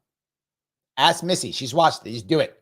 They'll go there and go, I think you're a bot. Unsubscribe. They do it there's like a purge every once in a while. You start unsubscribing people. So that's why I keep bugging you to check your subscription. That's why I keep bugging you to do so, because YouTube will literally go, we don't like Larry, and we've decided people are bots, so we just start unsubscribing. That's a real thing. That's why some of you all of a sudden don't. I thought I pressed that button. You thought you did because you did, and then they'll say no. So guys, by the way, also click the button known as like, the like button. Click it, doesn't matter. If you haven't shared it, please share it. If you haven't subscribed, resubscribe, follow, because YouTube does literally unsubscribe you. Thank you for the super chats as always. Memberships are always appreciated. If you guys do some memberships, I appreciate that too. I'm trying to grab as many members as I possibly can. So yes. Alrighty. Okay, so I'm gonna grab this. So many of these, I appreciate that. Lunatic says deciphering BSGB. Well, okay. Yeah. Toto says, I have 3 semesters of college and no degree. I make more money than most of my community. Yes. Yes. Now here's the funny part. I have a degree. I went to school late. Well, later than most of you say. I didn't go to college until I was 21. I was in the Marine Corps for 3 years. Then decided I should get a college degree. So in my 4th year in the Marine Corps, I spent 7 years in the Marine Corps. My last 3, I went and got my college degree. When I came out, no one ever asked me what my degree is in, ever. No one asked me. Nobody cares. I have taught at the graduate level of Yale and Columbia, and no one asked me what my degree was in. Now, what I taught was business, of course. That's what I do for a living. I'm a business consultant. So, of course, what I taught was business. And what's my degree in? Anthropology. Yes. So, I'm with you, brother. Luckily, Marine Corps paid for mine, so my college cost like $9. So I had no debt for my college. Luckily, I was that, but Marine Corps gave it to me. I mean, I was basically, giving my life away if I had to, but that's what it cost me for my college degree. No dollars. It was very cheap. I mean, it cost me something. I forgot. It was like $100, whatever. It was cheap. But anyway, I got my college degree and no one ever cared. And I taught at the graduate level. I don't have a graduate degree. Yeah. Nobody cared. I've been an officer in a public company. I don't have an MBA.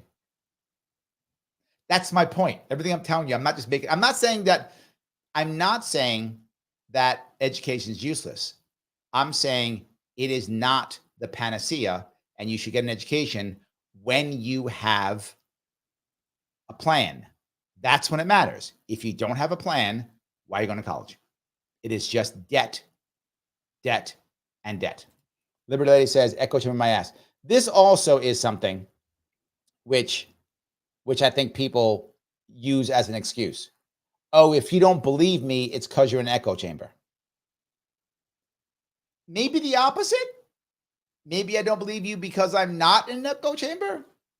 Anyone who thinks I'm in an echo chamber doesn't know. Yesterday, I was on RBN.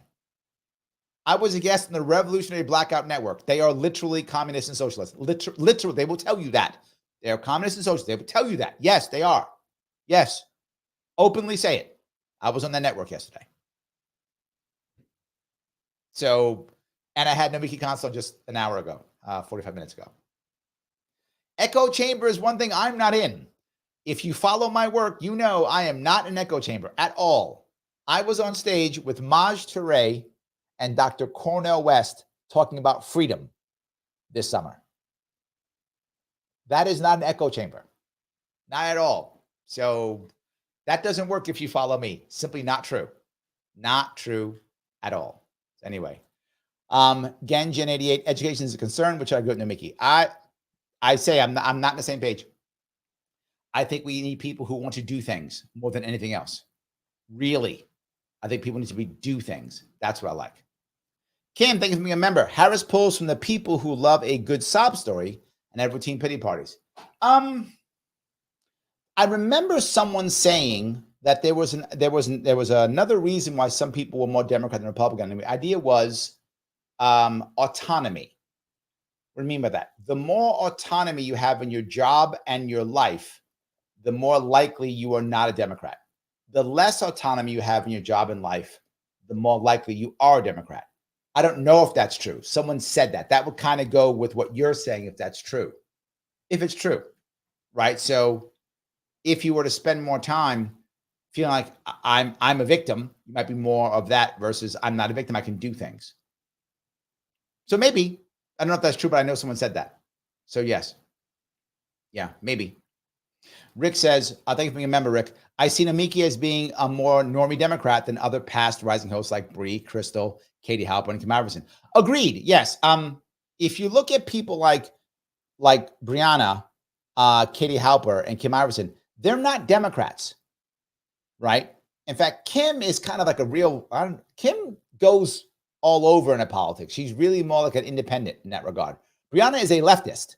She's not a Democrat. She's a leftist. She is like, the Democrats aren't far enough left for me. They're corporate. They're normies. Brianna Joy Gray is a leftist. She is not a Democrat. She's like, no.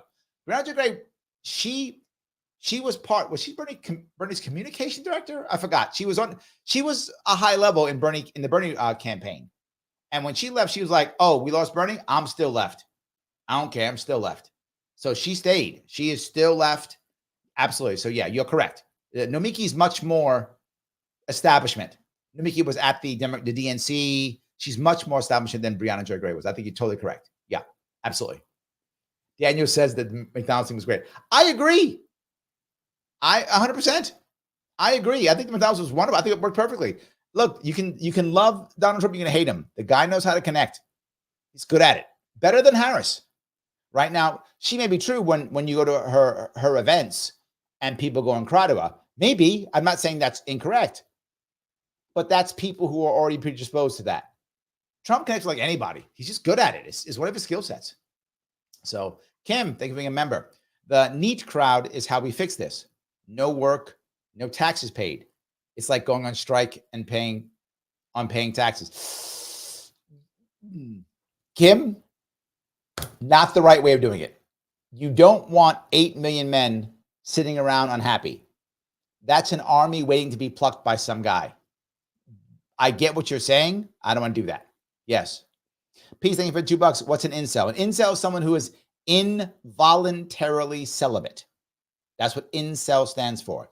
Involuntarily celibate. It means basically men who are unable to find relationships, bond with women, and have given up. So they're like, we can't do it anymore. We give up. So they are involuntarily celibate. That's what an incel is. But the image of it is some guy who's angry sitting in his mom's basement playing video games. Now, are some of those true? Yes, 100%. Those exist. But it can be people who are actually working. I know, and if you're in a dating world, I don't know how many of you are in dating world or not, but if you're in dating world, if you are a woman, you are seeing a whole lot of men check out. And they're not just men sitting in their mom's basement. These are men in the 30s, 40s, 50s, 60s, just checking out. They want nothing to do with women. They are, but those aren't incels. Those are V-cells. They are voluntarily celibate. Those are part of the 8 million men. The 8 million men aren't only incels. They are some of those, but other men who just checked out. And there's a lot of men who've checked out who aren't even incels or part of 8 million. They're out there working. You see them, they're working here, they're working there. But you see them, you go to a coffee shop and there's some man that you want to talk to, he nothing to do with you, walks away. You say hi to him, walks away. A lot of men are starting to check out. Tons of them are just checking out. And it's a problem. That's the bigger problem. If men are checking out, what are women going to do? It's one of the reasons why older women are suffering. That isn't the only reason, obviously, but it's one of them. Older women are finding it hard to find men. Now, why would young women do that? Because young women are dating older men. That's what's happening now. So if you're a male, maybe between 18 and 30, 2/3 aren't having sex. Just aren't. And have them just checked out, so they aren't even trying. But the women are having sex. So the studs of the young are having sex with those women and older men. So older men are fine. They're finding younger women. Young women are fine. They're finding older men. Older women are finding nobody. They're having trouble. There's many reasons why older women are suffering. That isn't the only reason, but that's one of them. That's what an incel is. So yes. Let me grab a couple of these. Ryan, thank you for $2. Bernie AOC is my dad's dream ticket. Wow. AOC is my congressperson. Jonathan, thank you for being a member for 5 months, my friend. I appreciate that. Not sure who will win the election, but I know who loses. Us. Yeah, and that was my point, right? When she was like, I hope Harris wins. I'm like, whoever wins, it would be nice if they win by a landslide. Maybe people would stop fighting so much, but maybe not. I don't know. If I had to choose somebody winning, I wish it was a landslide. But you're right. I mean, if you lean left and Harris wins, you'll get a little bit not worse for 4 years, and then we'll have President Ted Cruz or whoever, right? If you lean right and we get Trump, same thing for you. You'll be a little bit better for 4 years. Not as bad. It'll still be bad, but it won't go down as far for you because you're more right leaning. But then we get President AOC in 4 years. It's just swaps back and forth. That's it. I know it sounds bad, but yes. So Rick says, kudos to Nomiki for talking to Larry, though. Agreed. I'm glad she came on. Yes. I'm glad she came on.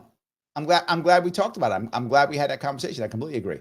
Yeah. And again, I hope I've shown how some of you that clearly her and I have different political views and outcomes. But I wanted you to see where her head is, and I wanted her to see where my head is. I want you to see how you can have that conversation back and forth and not just have to be angry or upset. You can actually chat back and forth. So, yes, I hope that was good. I hope that made sense. So, all righty. Joseph says, how is this democracy when Harris wasn't even elected? I brought that up, and she was like, no, it doesn't matter. I did. I brought it up. She's like, no, it doesn't matter. It does.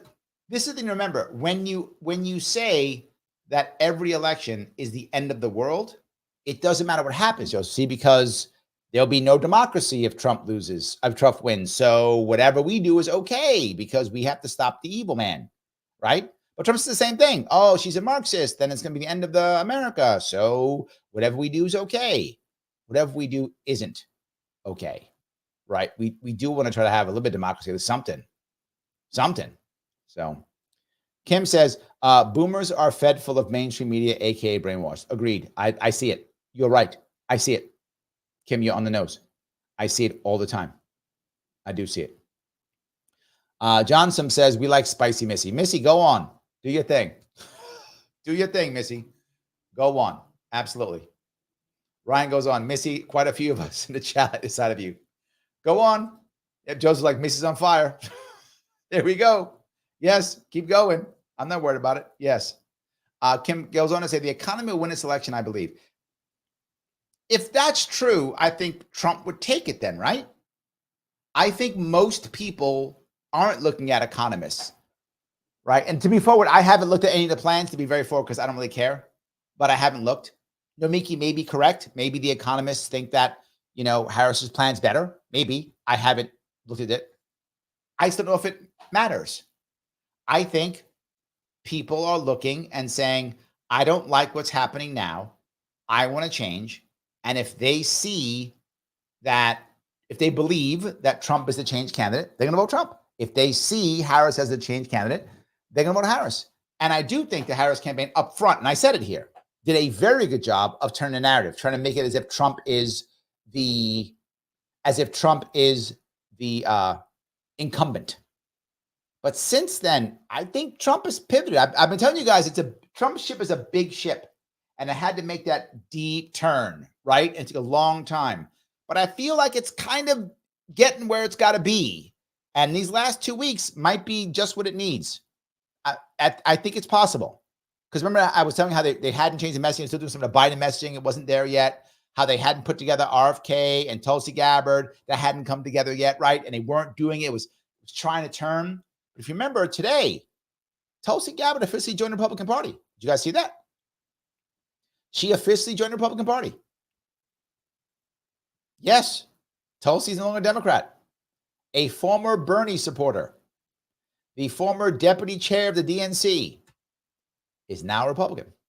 That happened today. Now, I don't like her becoming a Republican. I like her better as independent. As much as I don't like her becoming a Republican, I would prefer her to be independent. Still brilliant move for Trump. Still brilliant move. So now you can say, see, I turned her too. Look how good I am. I'm bringing them all aboard. I do think it's a good move for Trump. So yes, I think he has turned that around. James says, vote Green Party for the rights of the working class. Vote Constitution Party for securing the border. Vote Libertarian if you value your freedom. I buy all of those.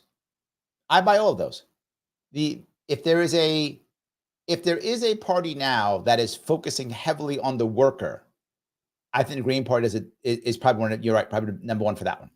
Constitution Party wants to secure the border. That's true, and libertarian freedom. I agree. I think all those are fine.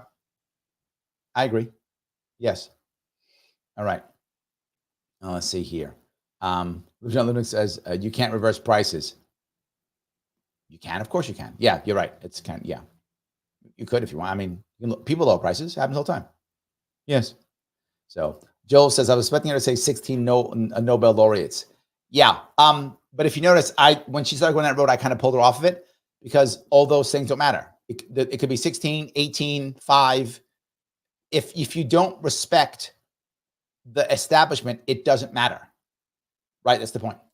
Adrian says, anyone who says the economy is better is an elitist, clueless, or lacking compassion for ordinary people who are suffering, watching their savings melt away or not being able to feed the family. You're absolutely correct. I know the numbers are saying the economy isn't that bad, and it is irrelevant, Adrian. You're correct. It's irrelevant. People are suffering. People are struggling. That's a fact. And I know, well, the economy says. The economy says because they are the elitists. You're correct. The elites are doing fine. Look, if you're living in New York City and you're making 7 figures a year and your kids go to private school, you don't care about the economy. You're doing good. It's fine. What are you talking about? What's wrong with you poors? You don't get it. I think you're right. But no, if you're in a very solid, safe union job, right? Like you're in a teacher's union, you ain't going nowhere. No one's firing you. You'll be fine. You're not rich. Teachers are not rich, but you got a solid job. You'll be fine. You're not going to starve. You'll be good. Yeah, it's all good. What you do? If you have a roommate or if you have a partner, even better. If they're both teachers, even better. You're good. You don't have a problem. I agree with you. People are struggling. You see it. Businesses are still closing. People are in debt. People are unhappy. You are absolutely correct. Yes. IC says NAFTA was the beginning of the downfall of the U.S. economy. It was the biggest piece. I think it might have been started even earlier because there had to be a mindset for it, if that makes any sense. But yes, Bill Clinton was the start of the Democratic Party no longer being the party of the working class. That was the beginning, right? And from there, it just got worse until now. I don't think it is anymore. I don't think maybe the Green Party, but I don't think there is a part of the working class right now. The Republican Party doesn't know how to absorb and become that.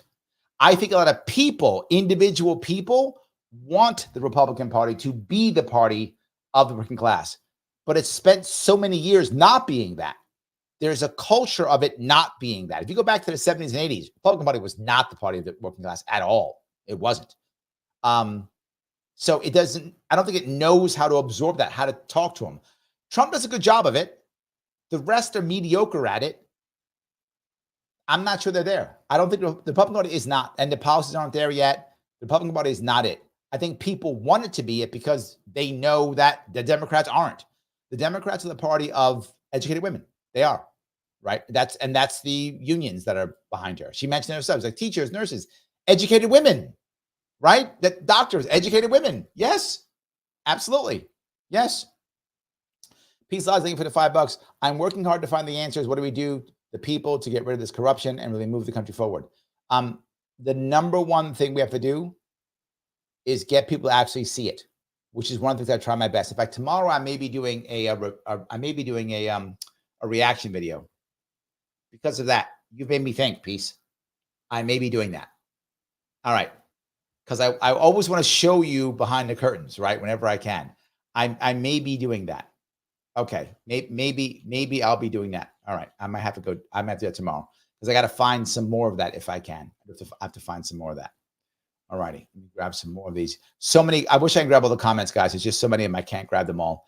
I'm trying my best to grab some of those. Daniel says, yesterday the Maha town hall was canceled again. I opened the X account to watch because of my pointing and laughing. Friends with X weren't found. Found Lawrence blow the mind of. Oh, yes. Yes. Yeah. Me and JB. Thank you. Yes. There was no Maha town hall.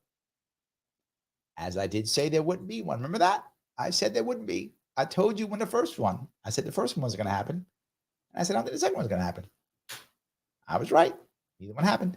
And so what was I on? I was on JB Font's show talking to him about third parties and stuff. Yes, I did that instead. So I had my own town hall, I guess. So yes.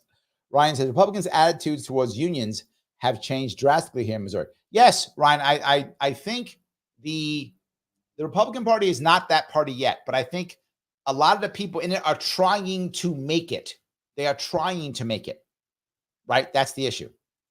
Peace, thank you for the $5, my friend. Larry, if you can make this show a little bit worse, then I wouldn't have to spend so much time on super chats. I'm sorry. I'm trying to be good. Yes, I'm trying. Yeah, that's funny. I'll try to make it even better. That's what I'll do, I guess. I don't know. So yes. Liberty Ladies asked about it. It did not happen. It didn't happen. Ryan says boycott the unit party.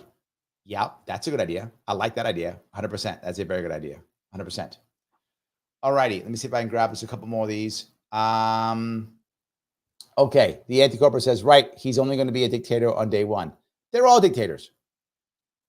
Pinkabell says, it was a good conversation. I'm glad you enjoyed it, Pinkabell. I really am. I'm hoping that works, right? I'm hoping that more and more people see it and more people want to talk. I need more people to talk about that, right? To have these conversations, talk about all these things.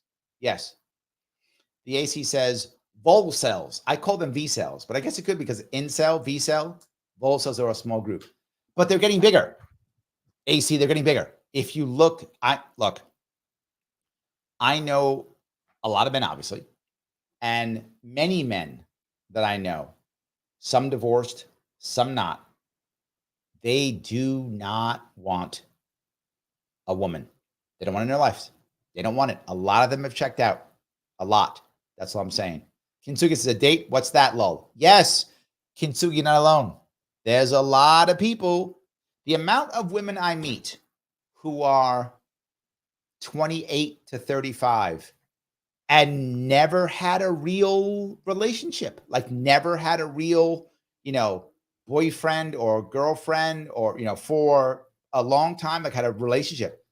Astounding. Or those who've had only one, right? So you're 30 and you had one boyfriend for a year and a half and otherwise either just hooking up or nobody or not just, talking, friends.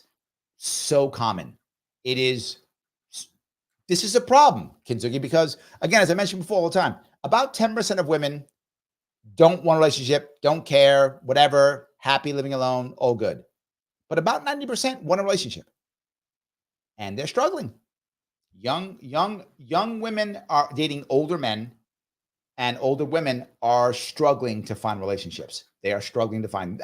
Some do, of course. I'm saying this is a relative piece. I'm not saying the world's ending yet, but I am saying the trend is terrible. That's what I will say. The trend is terrible, and it's worse than it's ever been. Still, men and women are still getting together and getting married, having babies. It's still happening. It's just far less than it has been and getting worse. So I don't know if it helps, but you are not alone. So you are, yes, that's happening. It's really bad. Okay. All right. Hold on. Peace Logic says, hold up. I got a text message today that said the Maha thing was on, I believe in Pennsylvania. Oh, no. It's not. There's not going to be the Maha town hall. There is going to be some type of event that they're going to encourage you to vote at. That replaces the Maha town hall. Peace Logic. Yeah, it replaces it. Guys, I'm going to ask you one more time if I could. If you want to click that like button, please do so. If you like what I'm trying to achieve, if you're on board, please do so. It does matter. If you're watching on Facebook or Twitter, please retweet it. If you have not subscribed on YouTube or on Facebook, please do so. Thank you so much for all the super chats. And if you want to become members, please jump on the membership if you can. Click that join button, $49 per month. Keeps me keep going. So we can spend more time doing this. I will be on tomorrow night. I'm not sure what. Now I'm thinking, because what P said, I may do another one.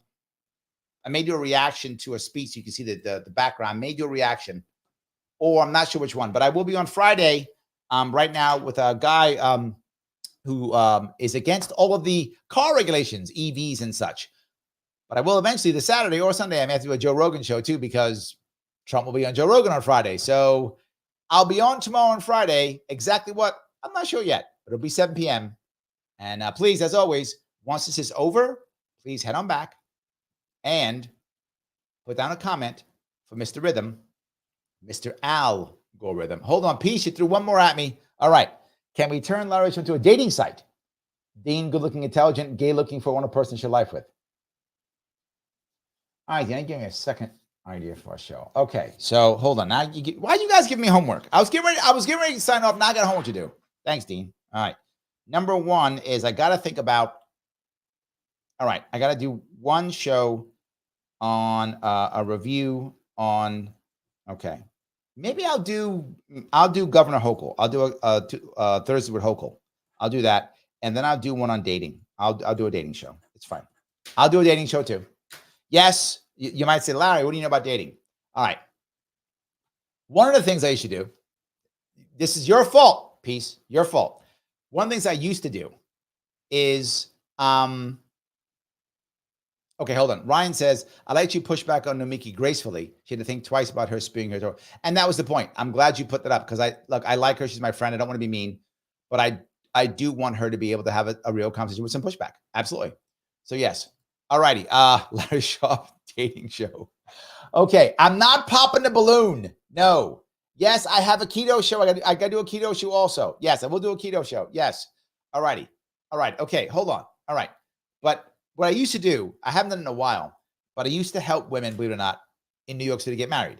That was one of the things I would do as a trainer, coach, no therapist, because that would be against the law. But as a coach, I would do that. So I've actually got a couple women married here in New York. I would teach women how to find, talk, all the things required for that. So yes, so it's a dating show. Wait a minute. So yes, I'm happy to go through this stuff. I will. Okay, so I still got keto show. I got dating show, and I got to do a Thursday with Kathy Hochul. All right, I got a bunch of shows I got to do. And you ask, I will do it. I'll do the shows. It's fine. All good. Guys, I'm going to let you go. Please leave a comment once this is over to keep Mr. Rhythm happy. You know how bad he is. That guy, Al Gore, Rhythm is always jumping on me. Please leave a comment. I will respond. I will see you all very soon.